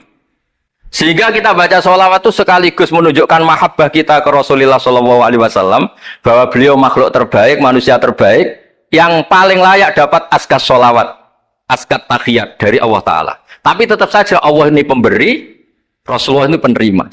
Sehingga umat ini tidak akan mendudukkan Rasulullah setingkat Allah. Yaitu yang disebut burdah da'mat ta'atun nasara fi nabihimi wahkum bima syi'ta madhan fihi wahtakimi. Pokoknya silahkan memuja Nabi Muhammad setinggi langit asal dakmat da'atun nasara. Tinggalkan kesalahan yang dilakukan orang Nasrani. Nah itu kata Said Zabidi, cukup kowe maca sholawat. Karena dengan baca sholawat berarti Allahumma sholli ala Muhammad, Allah pemberi, Nabi apapun agungnya penerima. Jadi sampean nyebut Allah, yaitu Jalla Jalaluh, menyebut akrobu habaibi akrobu asfi'ahi. Nah itu ini cerita. Jadi kita ini dididik orang-orang spesial. Saya dididik Mbah Mun, dididik Bapak, dididik guru-guru yang lain. Beliau dididik Mbah Zubair di antara gurunya Mbah Karim, Mbah Fakih dididik Mbah Mahfud dididik Ki Abdullah dididik Ki Abdul Manan. Ki Abdul Manan ini dididik yang ngarang kitab Ithafus Sadatil Muttaqin. Terus di situ diterangkan sanad beliau sampai ila Rasulillah Shallallahu Alaihi Wasallam. Maka dengan seperti ini baca sholawat itu kualitasnya luar biasa. Ini bukan sekedar sholawat. Mari kadang-kadang kita ini kan wong Jawa ya, kayak piye maca sholawat sakmene duwe akeh, maca sholawat sakmene naik pangkat. Ini yang terus cara kula niku ape diberantas iku lumayan gak moro Gunung Kawi. Tapi disetujoni kok kabeh kok dikompensasi materi. Jadi ribet jadi kejauhan. Kalau mereka tidak punya sarana tawassul, engko moro Gunung Kawi itu ya kedusan. Tapi maca sholawat ben dadi bupati engko nek mandi nang nyalahno sholawat. Jadi kejauhan ya bingung. Nah sampean ra bingung berarti rong kiai ya dadi gapane. Tapi apapun itu dawe Said Zabiti wa Rasul wa Muhammad wa injalla qadruh muhtajun ila rahmatihi ta'ala wa fadlih. Itu mutiara yang luar biasa. Engkang kula dawa matur malih, nak ngelem Kanjeng Nabi ku ngelem kaya ulama. Nggih wau kados Said Zabiti. Wong trimo redaksi sing kita baca keseharian, tapi beliau bisa memahami bahwa hadhihi sholawat, sighatus sholawat. Itu sighat sing nyelamatkan hadil ummah ila yaumil kiamat. Cinta kita pada Rasulullah terselamatkan karena kita baca sholawat. Tauhid kita terselamatkan karena Allah al-mu'ti, Rasulullah al-mu'ta. Apapun hebatnya Nabi, posisi yang diberi, yang menerima, pemberinya tetap Allah Subhanahu wa ta'ala. Dan ini cerita-cerita ngaji tahqiq ingkang sanate musalsal ila Rasulullah sallallahu alaihi wasallam. Dan kula suwun seneng Rasulullah nggih wonten sing baca sholawat dengan jumlah besar. Wonten sing bacanya ndak besar tapi ngerti sirrun min asrori sholawat. Gini iku piye supaya sholawat iku nunjukno mahabbah kita lan keyakinan kita nak Nabi niki afdhalul khalqi, paling disenengi Allah. Tapi sekaligus Nabi tetap Abdullah wa Rasul. Cukup dengan redaksi Allahumma sholli ala Muhammad Allahumma sholli ala Sayyidina Muhammad. Terus niki mun dalu nek sampean kakean ilmu malah bingung. Wong kula piyambak mun nganggep final yang didhawuhna Gus Zofur mergi saya bersaksi karena hal yang sama juga Mbah Mun sering dawuh. Sing jelas iki Jawa kudu bangga tetep untuk kuota. Mergo wis kadung ngendikan kafatal linnas. Jadi tetap Allah akan bikin orang-orang alim di lain orang Arab, mesti ana sing wong-wong non Arab. Kata Imam Ghazali orang Tus itu ikut Persia. Si bawah juga Persia. Imam Abu Hanifah itu orang Irak. Irak itu termasuk Ajam. Karena ikut Babylon, wa kumma minal biladil ajamiyah. Mesir ikut Afrika. Terus insya Allah barokah cerita niki, barokah wau penjelasan Ibn Gus Zofur dan kita juga sering dengar dawe-dawe Mbah Mus, Mbah Khalil bahwa agama ini luar biasa. Mergi Indonesia nu boten saged bahasa Arab tapi saged ngarang kitab bahasa Arab. Ini Mbah Mun sering dawuh, Mbah Fadl bocah bahasa Arab ya ora iso. Ki Ihsan Jampes tahu dites Mbah Zubair, jadi Mbah Zubair iseng ngetes Mbah Ihsan, dijak bahasa Arab ya ora iso, tapi iso ngarang kitab. Mbah Fadl ketemu supir taksi Arab ya tuntas. Pinter supir taksi. Mana gara Mbah Mun ana wong modal Arab kepen pinter, kepen iso bahasa Arab. Kowe adol es ning Arab kok pinter bahasa Arab iso ora Mbah Mun. Nah pen alim yo niru Mbah Fadl. Tapi sakit alim alama. Mergi mpun untuk kuota agama ini kafatal linnas. Nah, agama itu mulai dulu itu masalah klaim di sosialnya ya. Pada level kebenaran tentu agama itu hak dan batil. Tapi pada level sosial itu klaim. Klaim bahwa Ibrahim itu kita. Kata orang Islam, kata orang Yahudi Ibrahim itu kita, kata orang Nasrani Ibrahim itu kita. Sebab perdebatan itu ketika diputuskan Yerusalem, Hebron, terus Bethlehem, itu dianggap kota internasional, kota bersama. Sehingga di sana itu yang namanya Nabi itu kadang kakinya di masjid, kepalanya di sinagog, atau pokoknya separuhan. Jadi saya pernah sholat di masjid Ibrahim itu harus melewati sinagog. Iku tak inceng Nabi Ishak itu nang tengah-tengah sinagog. Ibrahim lumayan sirahe ning masjid. Jadi hanya satu bangunan.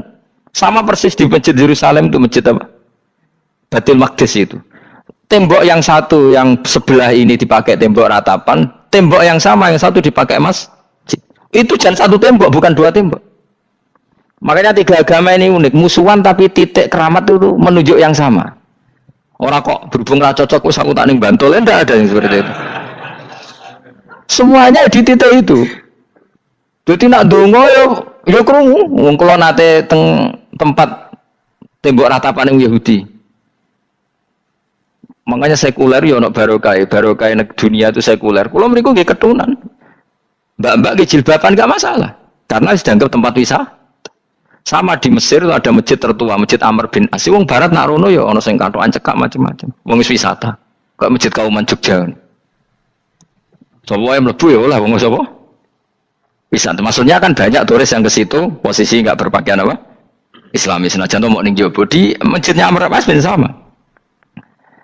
Nah, pertanyaannya gini, satu-satunya yang bisa meyakinkan umat Islam kalau Ibrahim tidak Yahudi dan Nasrani ya dawuh pangeran. Kenapa? Karena secara fisik makamnya itu di kawasan apa? Yahudi.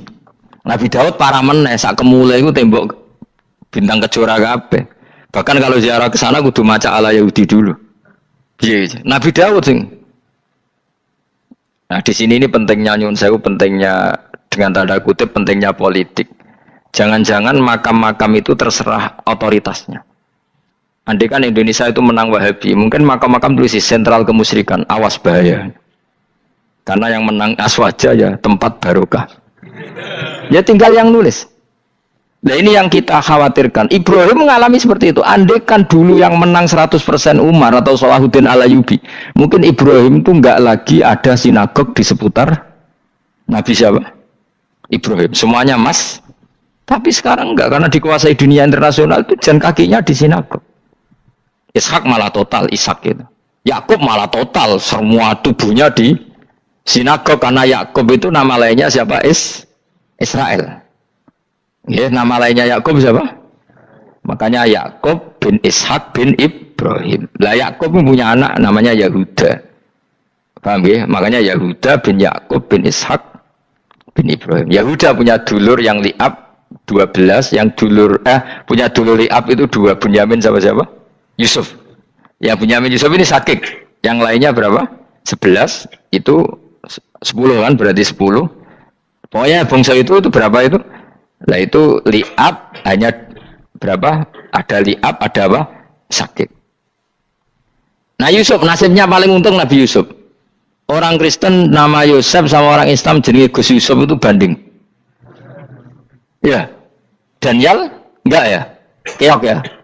Sarah? Keok kita. Yusuf banding ya? Non muslim nama Yusuf banyak ya? Islam Kiai Yusuf juga banyak. Mustafa Rawono ya? Islam kabeh aja nih, meskipun gak wong pilihan dek nih Mustafa sing jeneng-jeneng saya gak mboten ora ono maknane. Makanya saya itu mikir. Nah, terus perdebatan sejarah itu mesti mengacu ke Duriyah. Duriyah itu komunitas. Nabi Ibrahim itu kita ikut partai Ismail saja ya supaya jelas ya. Ismail itu lahirnya di Palestina di Syam, dibawa ke Mekah. Tapi mari kula nu rodok setuju gak mari dadi utek kula niku wis rodok iku. Utek kula niku kan anut kaul sing paling aqua. Sampean anut sing tahu krungu pertama kan angel itu dadi samping. Tapi sudahlah saya tak kompromi saja ikut siapa? Ismail. Ismail itu kemudian ketika Islam, saya ulang lagi, ketika Islam mengklaim juga agama Ibrahim, itu orang Yahudi mencibir. Kamu kok bilang agama Ibrahim itu alasannya apa?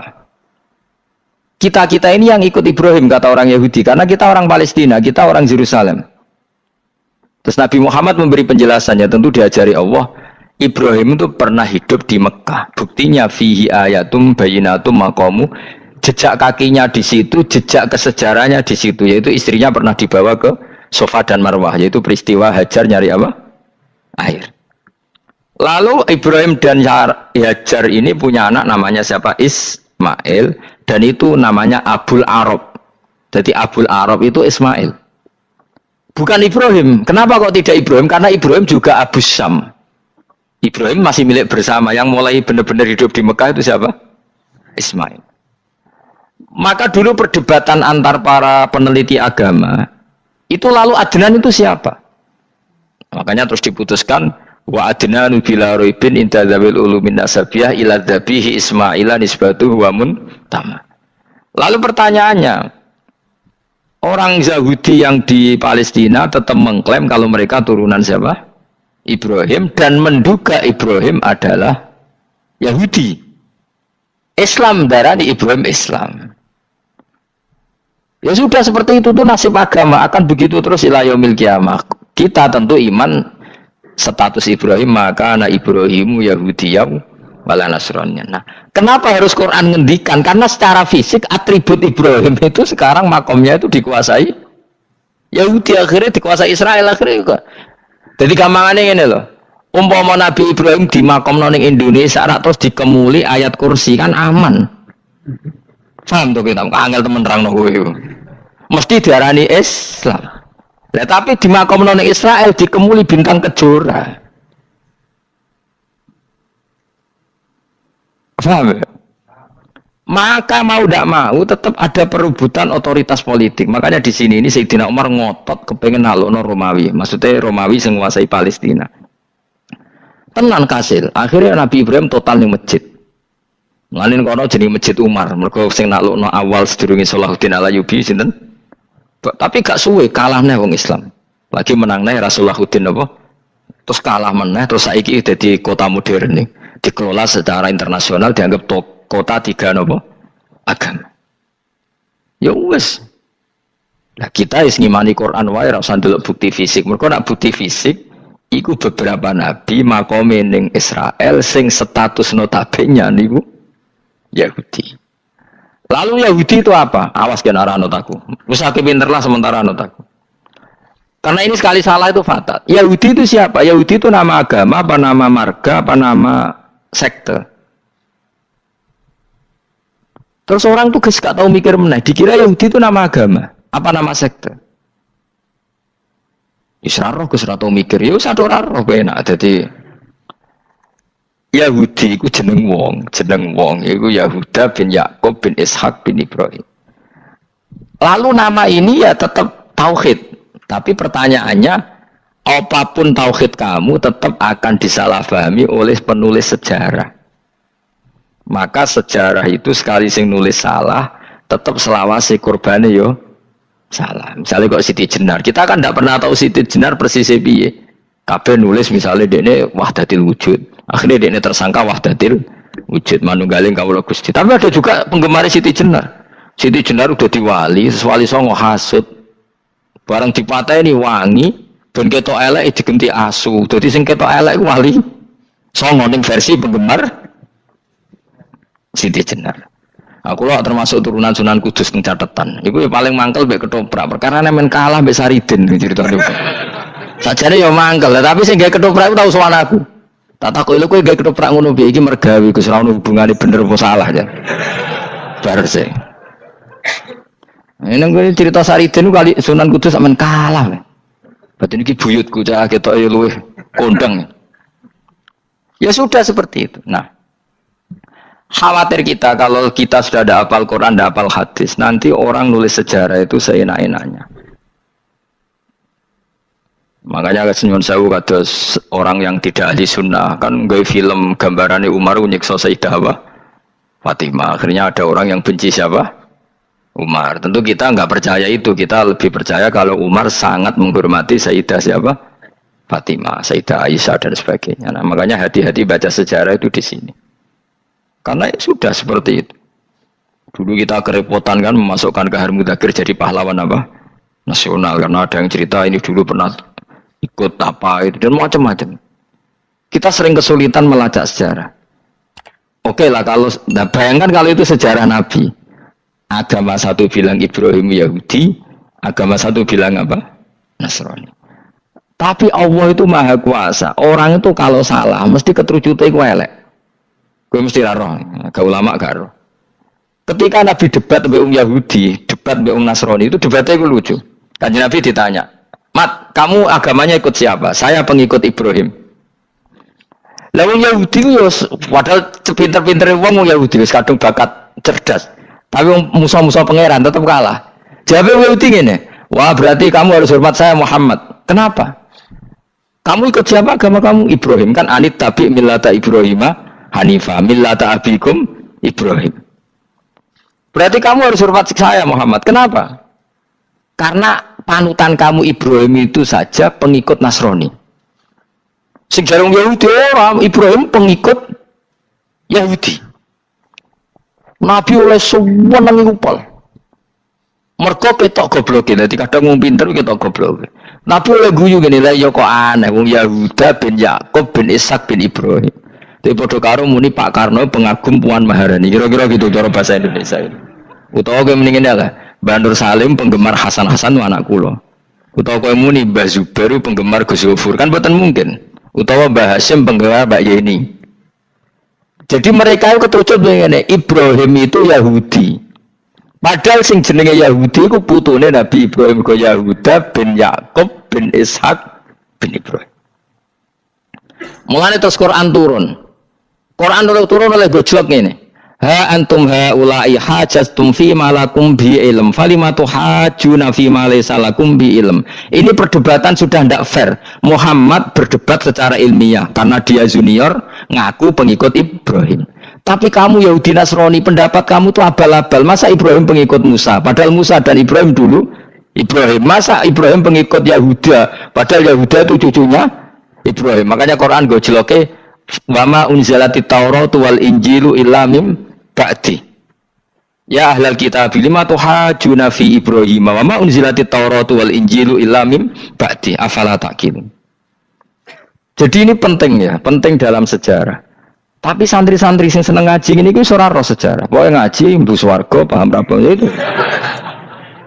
Kuruwe banget ngadepi wong ngaji. Saya itu tidak setuju seperti itu. Oke lah kowe mlebu swarga lah spek-pekan kok. Tapi mbok yo paham. Tapi ra paham lah sing penting mlebu swarga. Lah iku masalah kowe. Ora tahu kepikiran li ilahi kalimatillah. Aku yo cara kon mlebu swarga mbek kon paham Quran. Milih paham Quran sik. Lagi mlebu swarga. Tapi kok ana sida mlebu ora mungkin paham Quran bun neraka. Kowe ku aneh-aneh. Maksudnya ku keton regani pangeran lah mlebu swarga iku keren ya mergo paham Quran. Ora kok koyo kowe sementing mlebu. Ora paham lah. Karena ini sudah jadi menjadi perdebatan internasional. Saya itu berkali-kali ikut penelitian, makanya nah lucunya nasab itu sah. Mereka yang Yahudi kalau ditanya man huwal Yahud, huwa Ishak, huwa Yahuda bin Yakub bin Ishak bin Ibrahim. Terus diomong no Ibrahim pengikut Yahudi itu padha karo tadi kayak kita bilang misalnya Mbak Munawir pengikut Gus Najib. Kan nggak mungkin Pak Karno pengikut Puan Maharani atau Gus Mbah Hasyim pengikut Mbak Yeni. Atau Bandur Salim bapak saya pengikut Hasan anak saya kan aneh. Sehingga pangeran oleh gojlok gitu. Ha antum haula'i hajastum fi ma lakum bi ilm. Mereka ini sudah siap berdebat secara ilmiah. Falimatu hajuna fi ma laysa lakum bi ilm. Tapi saya iki pecintane Kanjeng Nabi ku rata-rata iku ora pinter. Penting selawatan berjanji buanter.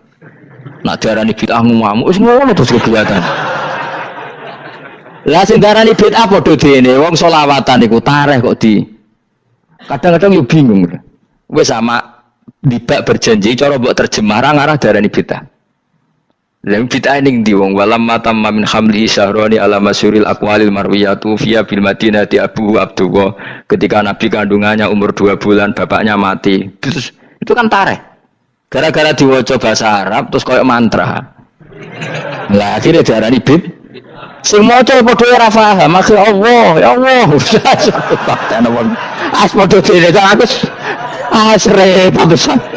Pusing aku mikir berarti. Ayo kowe ngono ta ora kelakuan ame iki. Sing biasa mau tulis bahasa Indonesia, kok terus ketara gak. Wulida maktunan biadil inaya makuhlan terus ya sudah ya biasa aja tareh. Ya kan tareh terus ketika Said Abdullah kenapa meninggal di Abwa? wa kana qad ijtaza bi akhwalihi bani adi min at-taifatin jariyah fama katsafihim syahron saqiman yu'anu nasukmahu wa syaqwa. Kenapa Abdullah meninggalnya di Abwa? Abwa itu kawasan Yasrib karena Abdullah sedang menjenguk keluarga besar dari ibunya. Keluarga besar dari ibunya, istrinya Abdul Muthalib itu orang Yasrib. Nah pas di sana di Bani Najjar sakit, terus kapun, terus bid'ah ning di wong iku sejarah. Tapi mbok maca bahasa Arab, kowe maca koyo historis Allah terus ngono wae. Ya akhirnya wong kan darani iku mantra. Mana aku nak takoki wong sing bener ndi, saya padha ora bener ya. Terus sing bener sapa sing ngalim? Wis kowe sak ngalim bener. Ya ora ngono padha bener wae. Wong sing ngritik ku krungune mantra, sing maca bos. Pusing ngomong terangno kowe. Nah, problemnya agama itu seperti itu. Yang diikuti orang banyak. Itu di makamnya Nabi Dawud itu ya sudah wiridan ala Yahudi. Sama sekali. Saya sampai nangisi Nabi Dawud. Karena makamnya itu total dirawat ala mereka.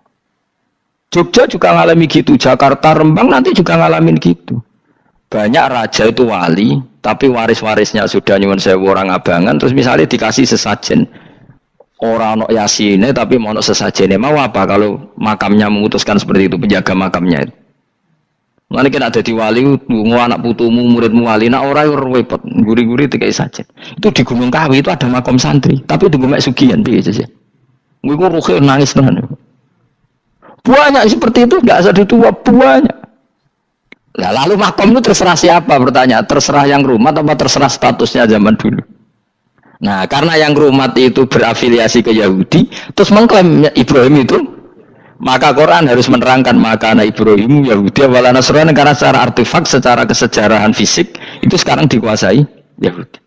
Jadi repot. Ya tapi itu ya sudah. Makanya kita kembali ke Quran dengan cerita tadi. Ibrahim tetap Abul Anbiya. Ibrahim tetap Muslim. Buktinya punya peninggalan Ka'bah. Nah, Ka'bah ini harus kita jaga. Ketika Ibrahim kita katakan ninggali Ka'bah, ternyata Ka'bah di situ sentral tauhid. Antahhiru baitali ta'ifina wal akifina waruka'is sujud. Ketika Ka'bah jadi sentral tauhid, maka kita akan mengatakan peninggalan Ibrahim pasti tauhid. Makanya Nabi marah besar ketika Ka'bah ada berhala banyak. Andai kan nggak dihapus oleh Nabi, maka berhala itu pun dianggap peninggalan Ibrahim. Dong tau nih? Dong tenan. Ya pinter nih, jadi maju lah. Mulane kowe aja geman ndonga saleh dhewe, ora cukup. Saleh saiki ora cukup, kudu ditopang saleh anakmu, saleh putumu.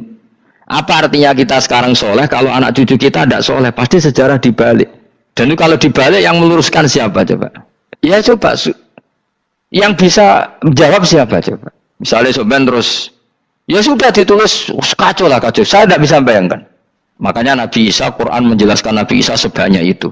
Karena sudah dikira oleh orang yang salah kalau Isa itu anak Tuhan. Sampai Quran jelaskan Isa itu begini. Soal tidak punya bapak, saya ini Tuhan, kata Allah. Gawe tanpa bapak mbok wae iso ya iku Adam, kok gawe tanpa bapak kowe geger terus aku mbok anggap bapak iku piye jare pikir. Sampai seperti itu. Karena wis kadung darane keliru, dadi mau ndak mau Quran kudu nerangno. Ibrahim juga gitu, wis kadung diaku kubu sebelah nak dekne iku Yahudi. Nasrani yo ngakoni. Akhirnya Nabi debat terbuka. Lah debat itu nek kakuati kudu adu pasut. Lah repote umat Nabi sing ra keramat wis akeh yo repot. Masyhur ada orang Nasrani, orang Yahudi. Ya sudah Muhammad, kalau kita debat ilmiah oke, Anda menang dalam debat ilmiah. Tapi kita buktikan bahwa kita ini agama samawi. Kita debat pakai langit, sing kalah kena laknat, sing kalah kena adab. Cara Madura sumpah pocong. Nabi yo cari Nabi. Masyhur itu. Faman hajjaka fihi min ba'di ma ja'aka minal ilmi faqul ta'alu natu abna'ana wa abna'akum wa nisa'ana wa nisa'akum wa anfusana wa anfusakum thumma nabtahil fanaj'al la'natallahi 'alal kadhibin. Nabi dijak mubalah. Oh ya oke, kita mubalah. Nabi nimbali Hasan Husain. Cucu kesayangannya dipanggil Hasan Husain. Putri kesayangannya Sayyidah Fatimah dipanggil. Terus jari Kanjeng Nabi, saya berani adu pasut, taruhannya saya, anak cucu saya. Wong Nasrani mikir, wih, adu pasut anake dijak putune dijak mesti bener e. Mergo wonge paling kuwatir nak anake mati, putri mati. Ora ono cerita bojo ning bab iku. Bojo ora melok kuwi ora ora. Mulane kula termasuk kiai sing jarang lunga mbek bojo-bojo. Sakjane sering ora tau mlebu. Tapi kiai-kiai haji ya mbek bojo, umrah mbek bojo. Kula niku ya rada iskal. Jebule bareng tak takono sing dhuwit sing wedok Gus. Ya wis nak ngono wis kejawab ya wis anjen sing dhuwit sing wedok. Ya wis nak ngono fair apa? Riyen bapak kula kaji ya dhewean, bojo kula kaji ya dhewean, kula ya kaji dhewean, tapi aja tiru. Kamu ndak sekeramat saya jadi. Kula nggih setuju sing grudak-gruduk wong loro karena ternyata tadi sing duwe dhuwit sing wedok. Ya wis piye meneh. Tapi dalam semua riwayat memang abna ana itu Hasan Husain, Nisa itu Fatimah. Memang Nabi enggak ngajak istrinya. Nabi itu unik dalam banyak hal itu memang ya Hasan Husain sama Sayyidah Fatimah. Kenapa istri itu kadang nggak dilibatkan? Memang nggak seru, seru anak. Orang itu lebih menyayangi anak, toh nyowo coro Jawa. Bareng Nabi keluar, orang-orang Nasrani bilang ini wajah-wajah yang setiap mengetuk langit pasti disembadani. Terus mereka mundur, nggak jadi apa mubahalah, minta mubahalah ini dibatalkan. Berarti Nabi itu debat 2 kali. Secara ilmiah ya pernah, yaitu membuktikan kalau Ibrahim adalah pernah berdomisili di Mekah. Sehingga Nabi mengklaim sebagai turunan Nabi Ibrahim. Mereka tanya buktinya apa? Terus fihi ayatum bainatum maqamu Ibrahim. Orang-orang Yahudi Nasrani ditanya, itu apa? Jejaknya itu jejak Ibrahim. Mereka ngakui kalau Ibrahim pernah di Mekah. Artinya kalau pernah di Mekah zaman dulu kan nggak ada pesawat, nggak ada, mesti domisilinya lama. Dan itu artinya punya anak turun yang hidup di Mekah, yaitu lewat Ismail. Bukti kedua tadi, sa'i. Sa'i baina Safa wal Marwah adalah mengenang ketika Hajar mencari air. Lagi mulai perkara mbek kowe. Saiki Ismail ketika lahir iku jek digolekno banyu antarane Safa mbek Marwah. Sementara cerita Dzabih disembelih iku ning Sam. Mulane kok melok-melok lha ya. Kok melok-melok iku lha. Aja terusno, mari kepinteran wis. Semeneng ae serap sampe lho. Gak, aku Ismail ya. Dilatih pinter kok pintere ra kasil, sombonge tok wis sing kasil dadi. Gak jeng Ismail. Ismail wis gak. Keton nerang gitu. Tapi ki ilmiah. Ben kowe bangga de guru alim ya dadi ki ben nak gurumu gak main-main. Aku yuk krungu nak kau aku Ishak tapi goblok ngono Ismail. Karena waman sadda finnar ora umume wong iku wis repot. Rasa diterusno dadi bukti empirik wis mengarah Ismail iku jelas uripe ning Mekah. Mergo wong Yahudi Nasrani lah ngakoni peristiwa Hajar iku ngakoni. Berarti Ismail urip teng Mekah. Akhirnya Rabi mbek suku Jurhum terus nurono Sayyid Adnan sak teruse sampai tok Kanjeng Nabi Muhammad sallallahu alaihi wasallam. Mulane dibak utawa manakib utawi napa berjanji. Niku pertama sing disebut abtadiul imla bismillah terus wa ba'du fa aqul wa Muhammad bin Abdullah. Kenapa dibak berjanji lah ya. Kenapa nerangkan nasabnya Nabi Muhammad? Karena yang dipertanyakan Muhammad jadi Nabi turunannya siapa? Karena syarat Nabi itu harus turunan Nabi. Makanya berjanji nerangkan wabak tu fa'akul wa Muhammad bin Abdullah bin Abdul Muttalib wasmulu syaibatul hamdi khumitat khisaluhus saniyah. Dan masih terbukti di Ka'bah itu ada pintu namanya pintu Babu Bani Syaibah. Yaitu nama lain dari banyak Kanjeng Nabi.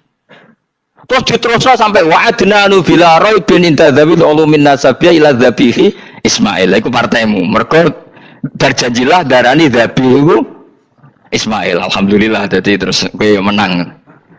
Kenapa? Ya itu tadi, sakjane mbok diterjemah yang ini ketahuilah bahwa Muhammad punya bapak Abdullah punya bapak Abdul Muthalib punya bapak Hashim nama lainnya ini bin Abdi Manaf sampai Adnan. Ketika diterjemah itu jadi mantra atau jadi buku sejarah. Nambah waca Arab itu kira paham. Mantra. Mulane sing ngarapno ya bener pancen suarane suara mantra. Sing ngalalo ya bener karena itu sudah apa? Sejarah. Lah khilaf seperti ini sudahlah kita abaikan saja, kita suka damai, tidak suka konflik. Biasalah seperti itu. Tapi yang jelas perdebatan antar para nabi itu seperti itu. Akhirnya Nabi Muhammad ngurusno itu. Bukti Ismail itu pernah hidup di Mekah, adalah lahirnya di sini, pernah mengalami peristiwa ini. Dan sisa-sisa Ibrahim ada fihi ayatum bayinatum maqamu Ibrahim, yaitu batu yang pernah diinjak Nabi Ibrahim. Nah kenapa itu mesti Ibrahim? Karena nak wong biasa gak mungkin nginjak batu kok sampai bekas. Jajal kowe nginjak nganti bolak-balik. Itu mukjizat, wong batu diinjak kok bekas. Terus Ka'bah sebagai pewaris Ibrahim ditulisi kalimat-kalimat tauhid sehingga kepastian Ibrahim itu bapak tauhid. Makanya Nabi Riso ketika bidirinya Ka'bah ada banyak berhala, nanti dikira berhala ini syariatnya Nabi Ibrahim. Makanya lah ketika berhala banyak, Nabi gak mau madhep Ka'bah. Nanti dikira nyembah berhala. Maka sama Allah dialihkan disuruh madhep Baitul Maqdis. Ketika berhala dihilangkan, Nabi baru disuruh madhep Ka'bah. Jadi perdebatan ini atau ilmiah ini harus kita kaji, kita pahami. Karena kata Allah, antum haula'i hajastum fi ma lakum bi ilm falimatu hajuna fi ma laysa lakum bi ilm. Nah, iswani debat kudu datane data ilmiah. Sementara mereka darani Ibrahim pengikut Yahudi, padahal Yahudi itu putune Nabi Ibrahim, yaitu Yahuda bin Yakub bin Ishak bin Ibrahim. Mestinya kan bahasanya Yahuda pengikut Ibrahim, aja diwali Ibrahim pengikut. Lah Nabi benar ketika takoi, Muhammad kamu ikut siapa? Saya ikut Ibrahim. Kan normal kan? Kalau junior ikut, mereka enggak. Ibrahim pengikut Yahuda, ya mau perkara Pak Karno pengikut Puan Maharani, Mbah Hashim pengikut Mbak Yeni, kan kacau kan? Lah itu terus Allah nggak jelek tadi, Muhammad kekasih kuis debat secara ilmiah, tapi kamu tidak ilmiah. Makanya lima tuhajuna fi Ibrahim wa ma unzilatit Taurat wal Injilu illa mim ba'di. Kok Ibrahim mbok arani Yahudi piye? Wong penanggalan Yahudi misalnya dimulai kok Taurat. Taurat Musa itu generasine sause Ibrahim. Tapi Ibrahim mbok arani pengikut Musa. Dong ya. Jadi itu masalah-masalah. Tapi ayat-ayat ngene iku ora populer. Kowe seneng ayat populer ya poligami fankihu ma tobalakum. Kowe iku sing ora alim lah wabal. Mergo di kepentingan apa? Poligami. Mbak wong sing seneng keramat, senengane dalil wa may taqilla Allahu makhruja. Tekan dadi wali kepingine untuk duit yang enggak terduga. Dadi uteke ku duit. Padahal syarat saya wali ku ora pati seneng duit. Tapi kepen dadi wali ben oleh duit. Jadi wis kenapa dadi wali ben wa yarzuqu min haitsu la yahtasib. Dadi uteke wis elek. Dadi institusi wali wae duit. Jadi nak aku wali para pangeran rezeki teko min haitsu. Mulane kira bakal dadi wali, ngerutek kemjek ngono ora bakal dadi. Ayo saiki Ismail besar. Ismail. Aku ya getun kadang alim kadang getun. Perkarane nyulayani apa? Mainstream. Tapi cara kula ya Ismail sudah tak bilang napa? Ismail.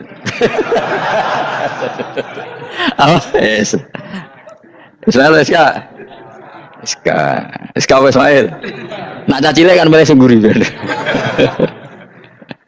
Yang jelas bahwa Ismail atau Ishak kaulani ono pendapat loro.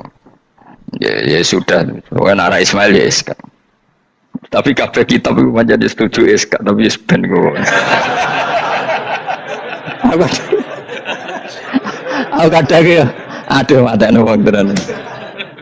Ya sudah, pokoknya kaulani apa? Ada dua pendapat, yaitu Ismail atau Ishak atau malah kita alime to kowe. Ada dua pendapat. Oh. Jadi kesane macane kitab akeh ngono. Gak ngerti mau hasil ngaji ke bengi. Aduh matane wong, guys. Sabar. Ismail wis ya. Sekawe Ismail. Soale mele sing nguri.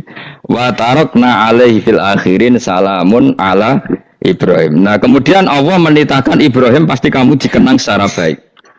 Maksudnya tadi tiga agama semuanya mengklaim Ibrahim itu bagian dari itu. Jadi semua agama mengakui siapa? Ibrahim. Lah yo mbok gedhingi koyo ngono kersane pangeran panjenengan Ibrahim diakui tiga agama kan yo repot. Nah iya kowe ra cocok Ibrahim diklaim Yahudi, diklaim Nasrani, tapi kersane Allah Ibrahim itu orang atau sosok yang dipuji tiga kan. Ya wis kersane pangeran. Ini jelas kalau bersaksi betul di Hebron itu ada makam Ibrahim, Ishak, Yakub. Yakub karena nama lainnya adalah Israel, total di sinagog. Meskipun kita tetap kita pasti yakin kalau Yakub itu nabi dan tidak ada sangkut pautnya dengan keyahudian. Maka kita statusnya mengikuti Quran saja. Kalau status artefak atau fisik itu tinggal sing gawe makom. Dia betul. Misalnya tadi Ibrahim karena makamnya di Israel, Israel dikuasai orang Yahudi, terus mereka tinggal saja ganti kafan ala Yahudi, dikemuli ala Yahudi, selesai. Waduh misalnya ono Zaid itu bawali bora, bawali tenan bora, misalnya di makam Wahabi sudah seperti itu. Hanya dikasih tanda di kepala, tidak ada jubah, tidak ada apa. Tapi kebalikannya misalnya, Ruhin mati anak putune juga kayak cungkup wali besar Ruhin, ya terserah nih. Lah mungkin era kita masih konangan, era nice. Lo nak wali songo karuan ono buktine sejarah secara silsilah. Lah nak sing ra jelas-jelas iki. Mulane cara kula putune wali kudu alim biar urut. Terus saya itu punya catatan sampai Sunan Kudus meskipun lewat ibu. Lewat nasab ibu. Tapi supaya penting, pentingnya tadi, saya masih punya kitab milik buyut saya ke-7 ke-8. Itu berapa coba? Berapa orang itu? Itu setiap saya buka itu langsung putus, saking lamanya kitab itu. Sehingga saya tahu itu tradisi nenek moyang saya. Enggak mungkin nenek moyang saya seneng keris, seneng jimat. Nyatanya yang goni lemari ini mau ano kitab. Mbon ane goni mana ini keris kan. Artinya ini penting. Ibrahim juga gitu. Ibrahim itu ngendikan dengan anak putune tinggalanku yo Ka'bah iki, sucikan Ka'bah dari kemusyrikan. Antohiro bidali taifina wal akifina war rukais sujud. Sehingga orang ingat Ka'bah itu ingat apa? Dipakai kiblatul musallin. Kiblatnya orang sholat. Lalu orang sholat itu orientasinya apa? Adalah tauhid. Berarti Ka'bah didesain untuk kiblatnya para ahli tauhid. Harus terus kita buktikan terus setiap sholat mustaqbilal kiblati dan saat sholat kita melakukan tauhid. Jadi terus sejarah berkesinam. Tapi andaikan sejarah pelakunya salah ketika Ka'bah dikuasai Abu Jahal Abu Lahab kemudian didesain pinggirnya Al-Ata dan Uz, maka seakan-akan Ka'bah jadi sentral kemusyrikan. Makanya ini penting. Jadi lalu sejarah ini gimana? Ya terserah pengelolanya kan. Mulane wali urip iku mesti didongakno wali mati. Mergo sing iso njaga khazanah iku wali urip. Paham sing kula maksud? Jadi ojo bayangno Mekah iku sok ben kalah. Nek Mekah kalah terus Ka'bah dikuasai Abu Jahal CS misalnya. Sing jenis maksudnya. Ora Abu Jahal tangi meneh mboten malah repot kabeh. Nah di sini ini pentingnya Quran. Alhamdulillah wong Islam diwarisi oleh Allah Quran, kitab la yatabaddal wa la yataghayyar. Kitab yang enggak akan rubah, yang enggak ada matinya. Sehingga suatu saat misalnya Ka'bah kok pinggirnya berhala, kita tetap nganggep itu tradisi yang salah. Mergo sing jenenge Ka'bah iku antohira bidali taifina wal akifina war rukais sujud. Ka'bah adalah tempat yang harus steril dari salah guna, dinggo kemus. Jadi barokah Quran sebagai teks yang enggak hilang, kalau suatu saat ada perubahan tidak seperti yang kita saksikan sekarang, kita ngikuti Quran. Misalnya Ibrahim, senajan makamnya di sinagog misalnya, Yakub makamnya di sinagog, kita tetap yakin mereka adalah ahli tauhid. Nabi Dawud yang diklaim sebagai King Dawud, King David, makamnya di Israel, terus diatributi ala Yahudi, kita tetap yakin huwa nabiyun, beliau adalah nabi beragama tauhid. Berdasar apa? Ya berdasar penjelasan Al-Quran. Kalau berdasar empirik artifak ya terserah yang bikin. Dan ini ya. Di mulane kowe sing syukur ngaji sampai roh kau loro Ishak Ismail wis ya sapa to sing mesti Ishak Ismail mau baru Ismail gak konsisten ben kok supaya anut wong akeh jangan anut wong akeh wis ngene padha ora roe wa tarakna abqaina ali fil akhirin sanan pengalaman hasanan kang bagus salamun te keselamatan minna sanging kita maksudnya sanging Allah ala Ibrahim ngatasi Ibrahim kadhalika mengkon-mengkon kabeh kama jazina kowe malas ingsun ing kabeh naji malas ingsun al muhsinina ing pira-pira wong sing nglakoni kaapian li anfusi maring awak dhewe ne wong akeh. Jadi orang dimulai melakukan kebaikan pada dirinya sendiri. Kalau dia baik pasti apa? Orang lain merasa kebaikan. Misalnya kayak apik mesti kepengen sedekah, orang lain yang untung. Kamu baik pasti ingin menyebarkan kebaikan, orang lain pasti untung. Inna usataman Ibrahim iku min ibadina al mukminin. Saking kira-kira kaula ingsun al mukminin kang mukmin kabeh. Wa basyarnahu. Lan ngekei berita gembira ingsun hu ing Ibrahim bi Ishaq kelawan tak kaya anak Ishak. Ustudillah dikai dalil apa bidzalika klan do Ishaq ala anadzabiha ing atase sak temene sing disembelih ku wiruhul ya anak Ishak. Dadi ana kaul sing darani pokoke ora Ishak. Ora Ishak sapa? Ya Ismail. Jadi Imam Suyuti ngotot Ismail, sing nyarai Jalalain Imam Sawi ngotot Iska. Iki partai Jalalain apa Sawi? Lu Jalalain kaose kadung kaos Jalalain dulu. Yes pokoknya nara Ibrahim kan agak Ismail ya. Iska tidak mungkin yang lain iku wae sing ngono ae kok ribet. Sing jelas niku ana sing disembelih. Jenenge nara Ibrahim, sapa? Ishak, Ismail. Sing nyembelih jelas Ibrahim, nanti ku jelas. Aduh. Repot. Jadi wong alim dadak. Kula nate maca mobil mangkel nganti saiki. Susah dadi wong waras, tangan-tangan kok. Ya ono bener e. Lah wong gendeng ora tau mikir. Jadi aku tahu dendam mbek tulisan mobil mesti tok-tok. Gelem ra gelem kan maca ning ngarepe. Susah dadi wong waras. Aku pertama eskal. Engko waras kok susah. Tanganan iya wong gendeng kan gak tau mikir. Mulane kena susah berarti waras. Nak tau mikir berarti. Jadi mau nak roh khilaf berarti wong alim. Nak roh khilaf berarti wong orang alim. Saiki wis roh khilaf berarti alim. Masa Rasulullah jadi nabi itu 23 tahun. Terus sampean ingin ngaji paham dalam 1 jam, itu keangkuhan. Jadi Rasulullah itu jadi nabi itu 23 tahun. Tapi orang ingin memahami Islam, nyewa kiai, diatur lagi itu kalau nggak pernah sepuh itu dosa, itu jelas itu. Itu 1 jam ingin paham. Saya punya sekian cerita ini Maulidur Rasul Shallallahu Alaihi Wasallam. Itu dulu zaman Nabi itu ada ayat yang Jibril jauh-jauh dari langit turun ke bumi hanya membawa 1 kalimat. Sehingga syarat seorang mufassir itu termasuk tahu pertanyaan kalimat apa yang hanya 1 diturunkan Jibril. Yaitu kalimat minal fajr. Jadi dulu awal-awal Islam itu ada ayat kamu makan wakulu washrobu hatta yatabayyana lakumul khaytul abyadu minal khaytil aswad. Jadi kalau malam puasa itu orang boleh makan selagi melihat benang putih sama benang hitam itu belum kelihatan. Tapi kalau sudah kelihatan mana yang hitam, mana yang putih berarti otomatis imsak. Itu sahabat entah saking lugunya itu ya benar-benar pasang benang hitam sama putih dia makan. Nanti 1 jam dari makan misalnya diintip lagi.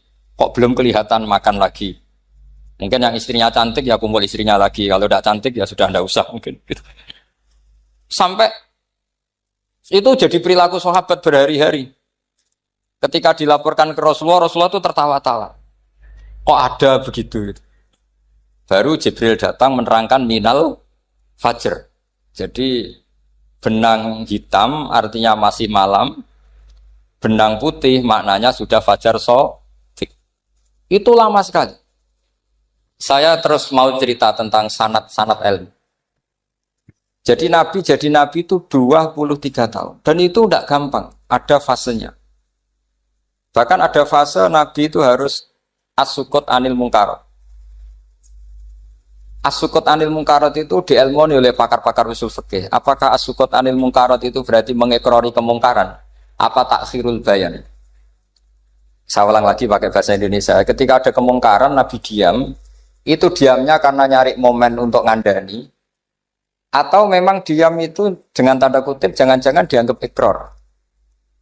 Makanya ulama usul fikih itu berdebat. Diamnya Nabi ketika melihat kemungkaran di awal Islam itu karena ada ma huwa aham, ada yang lebih penting yaitu menerangkan tauhid. Atau takut itu menjadi satu momok bagi mereka karena Nabi dianggap coro Jawa itu dianggap kecangkeman, sidik-sidik ngeloroi, sidik-sidik ngeloroi. Nah, perdebatan ulama dalam seperti ini itu penting sekali karena nanti menjadi satu rumus ilmu. Saya berkali-kali berpikir gini, misalnya Anda punya keponakan atau punya anak pacaran. Ada Pak D yang keras sekali, mesti marah. Itu nanti ponakannya nggak sempat dikandani karena main saja nggak berani, mesti Pak D itu marah. Karena ini Islam garis keras atau garis lurus atau apa nggak tahu. Pokoknya punya garis.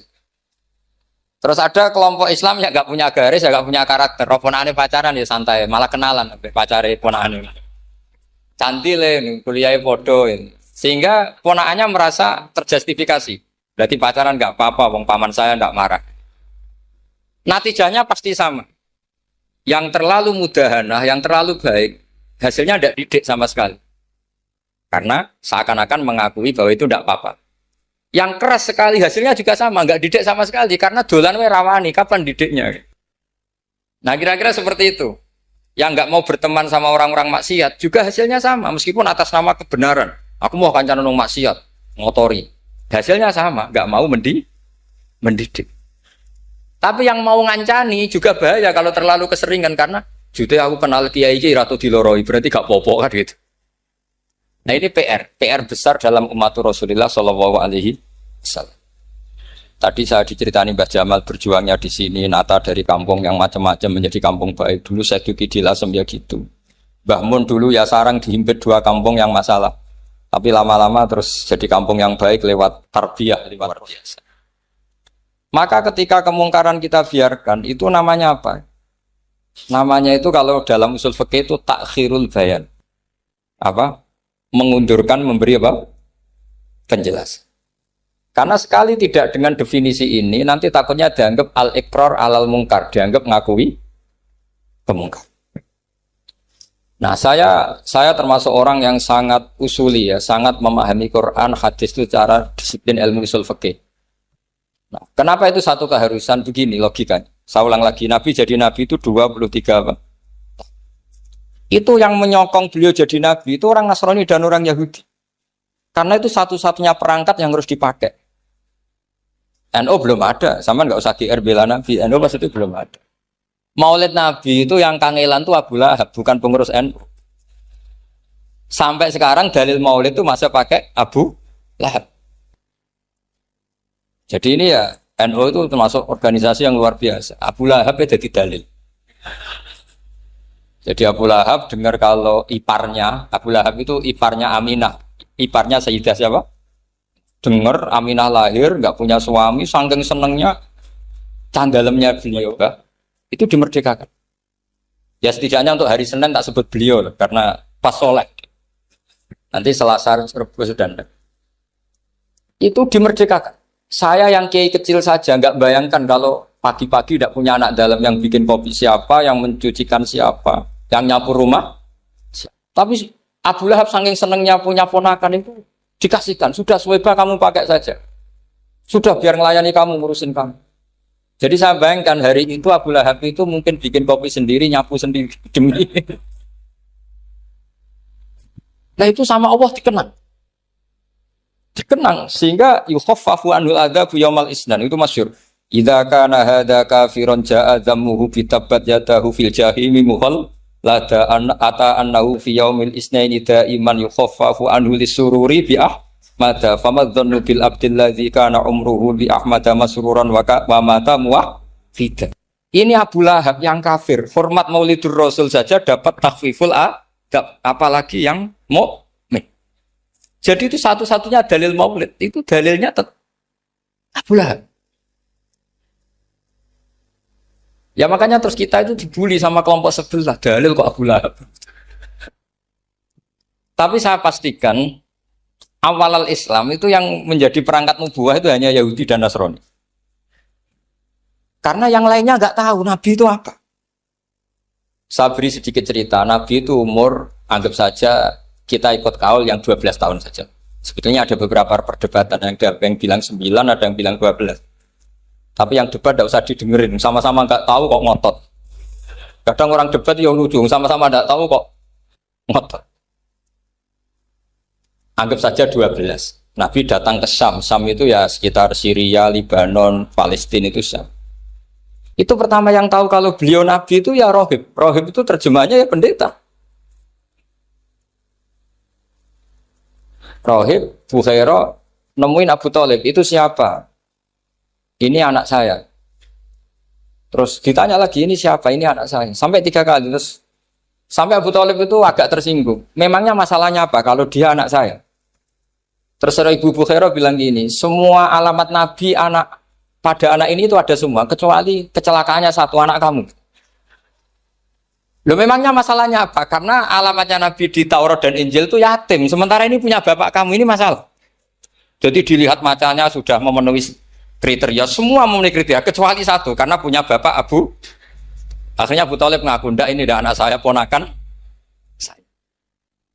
Akhirnya diketahui kalau ini benar-benar calon Nabi. Pertama yang tahu siapa?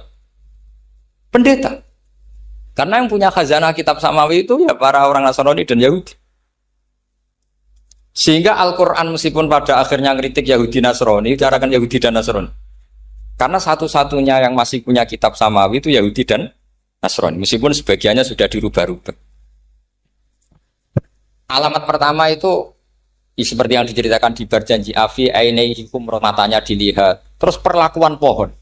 Saya pernah di pohon itu, pohon nubuah. Itu umurnya ribuan tahun.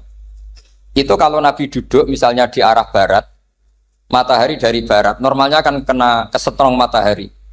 Itu yang rubah itu dahannya.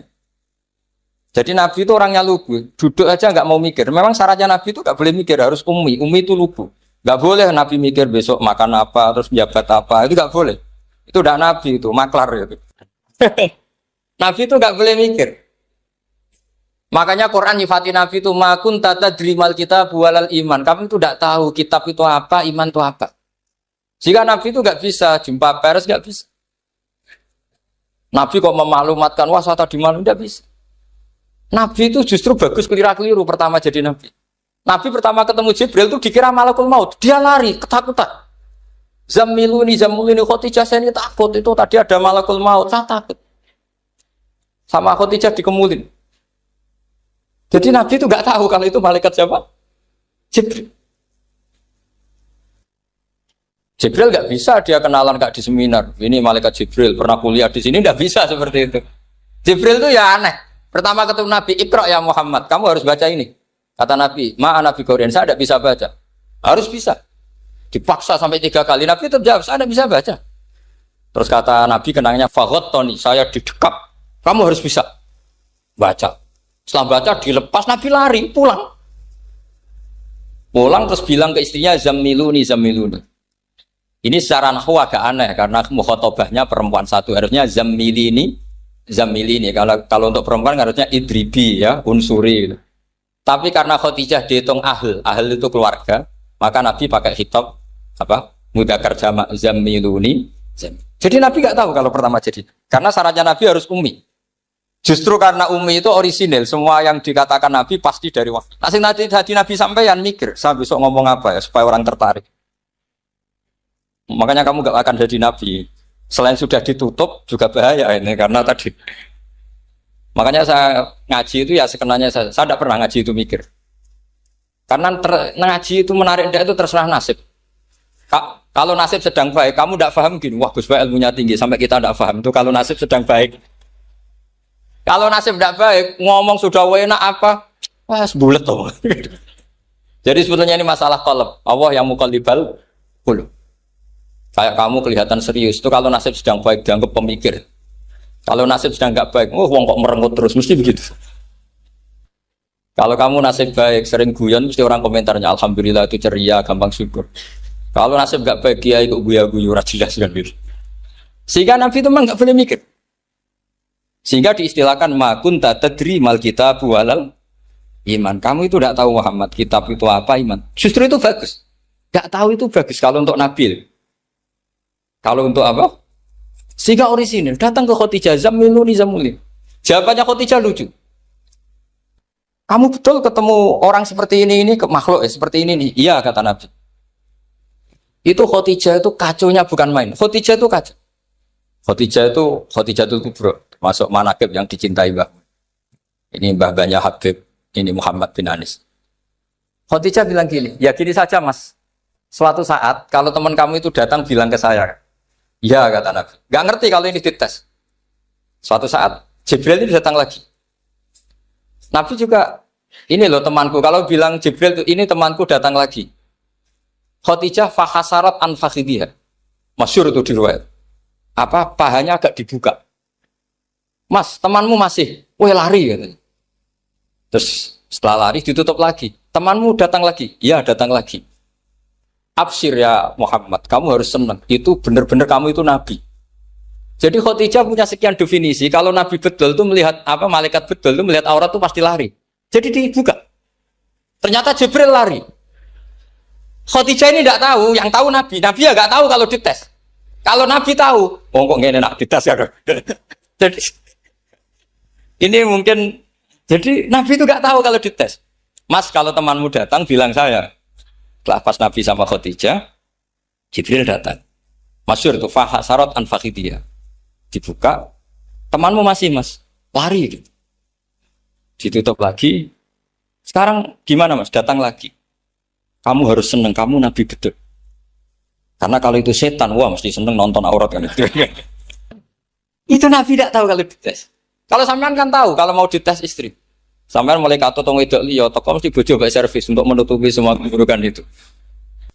Itu Nabi. Uniknya terus Khadijah. Nabi jadi Nabi sama Khadijah itu tahu dulu Khadijah. Nabi enggak tahu kalau mau jadi Nabi, tapi Khadijah tahu. Sehingga ketika umur 25 tahun Nabi sebagai pedagang, Khadijah itu ngirim mata-mata namanya Maisarah. Maisarah itu nama lelaki. Saya tambahin lagi, Maisarah nama lelaki. Nanti kalau kamu artikan nama perempuan, oh berarti Nabi kemana-mana punya perempuan. Enggak, Maisarah itu nama lelaki. Maisarah dikirim Khadijah. Terus gimana Muhammad di perjalanan? Tudhilluhul ghamamah tuti'uhus sahaib. Kemana-mana dipayungi oleh mega, oleh awan. Sekian informasi ke Rasul, ke Khadijah itu dimasukkan semua ke Khadijah. Tapi betapa kecewanya Khadijah ketika Nabi nikah umur 25 tahun, Khadijah umur 40 tahun. Itu kok gak jadi Nabi. Itu mulai kecewa, sudah jadi Nabi. Tahu. Makanya ketika tahun ke-40, berarti Nabi umur 40, cerita ketemu tadi, Jibril. Sebenarnya Nabi gak tahu itu Jibril, gak bilang Jibril. Itu Khadijah senangnya bukan main. Karena apa yang dibayangkan dia terjadi. Fawwah la yuzika wa abadan innaka la tasilur rahim wa tahmilul kalla wa taksibul maqdud wa taqridu fa wa tu'inu ala nawaibil haq. Bahasa Pak Said Akil syarat jadi rais Suriah harus hafal katanya gitu. Sonono syaratnya jadi ulama. Saya ini jadi ulama sebelum di NU. Banyak kata Mbak Mun dulu guyon kiai ono loro, ono kiai sing ning NU, berarti kiai sik lagi ning NU. Ono sing kiai NU nak gak pengurus NU ada di kiai gitu. Itu guyonannya Mbak Mun. Akhirnya Khadijah itu sempurnanya bukan main karena pernah ragu 15 tahun. Kan dari umur 25 Nabi, kemudian nggak tahu bukti berikutnya. Makanya terus ini jadi Nabi enggak.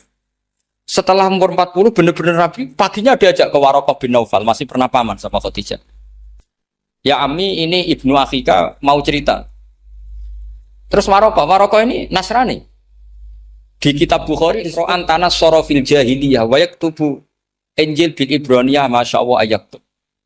Jadi Waraqah itu penginjil, pendeta. Tapi nanti loh kamu jangan salah paham. Terus kayak pendeta sekarang ada periode di mana Injil masih asli dan ada periode ini yang sudah muharraf. Itu kan dia itu lafaznya ulama sudah. Akhirnya Waraqah tanya, kamu ngomong saja ya Ibnu Akhi, manggilnya seperti itu. Akhirnya Nabi cerita ketemu Jibril, sebenarnya beliau nggak tahu itu Jibril cerita. Terus kata Waraqah, hadan namus alladzi ja'a bi Musa. Masih pakai bahasa namus, hadan namus alladzi ja'a bi Musa. Itu namus semacam malaikat yang mendatangi Musa. Terus uniknya Waraqah bilang gini, wa iyudrikni yaumuka ansuruka nasron mu'azzar. Andaikan saya menemukan hari ketika kamu jadi nabi, akan saya bilang mati-matian. Kapan itu, paman? Khina yukhrijuka kaumu, ketika kamu diusir oleh kaum kamu. Nabi sebagai orang baik, makanya GR jadi orang baik itu ya boleh. Nabi sebagai orang baik itu tanya, awamu khrijiyahum. Kalau kiai-kiai mana nih, awamu khrijiyah ono ta iku wong sing ngetono ingsun hum ta kaumi. Masa saya nanti diusir kaum saya? Saya ini termasuk keluarga terhormat. Perilaku saya baik. Masa saya nanti diusir?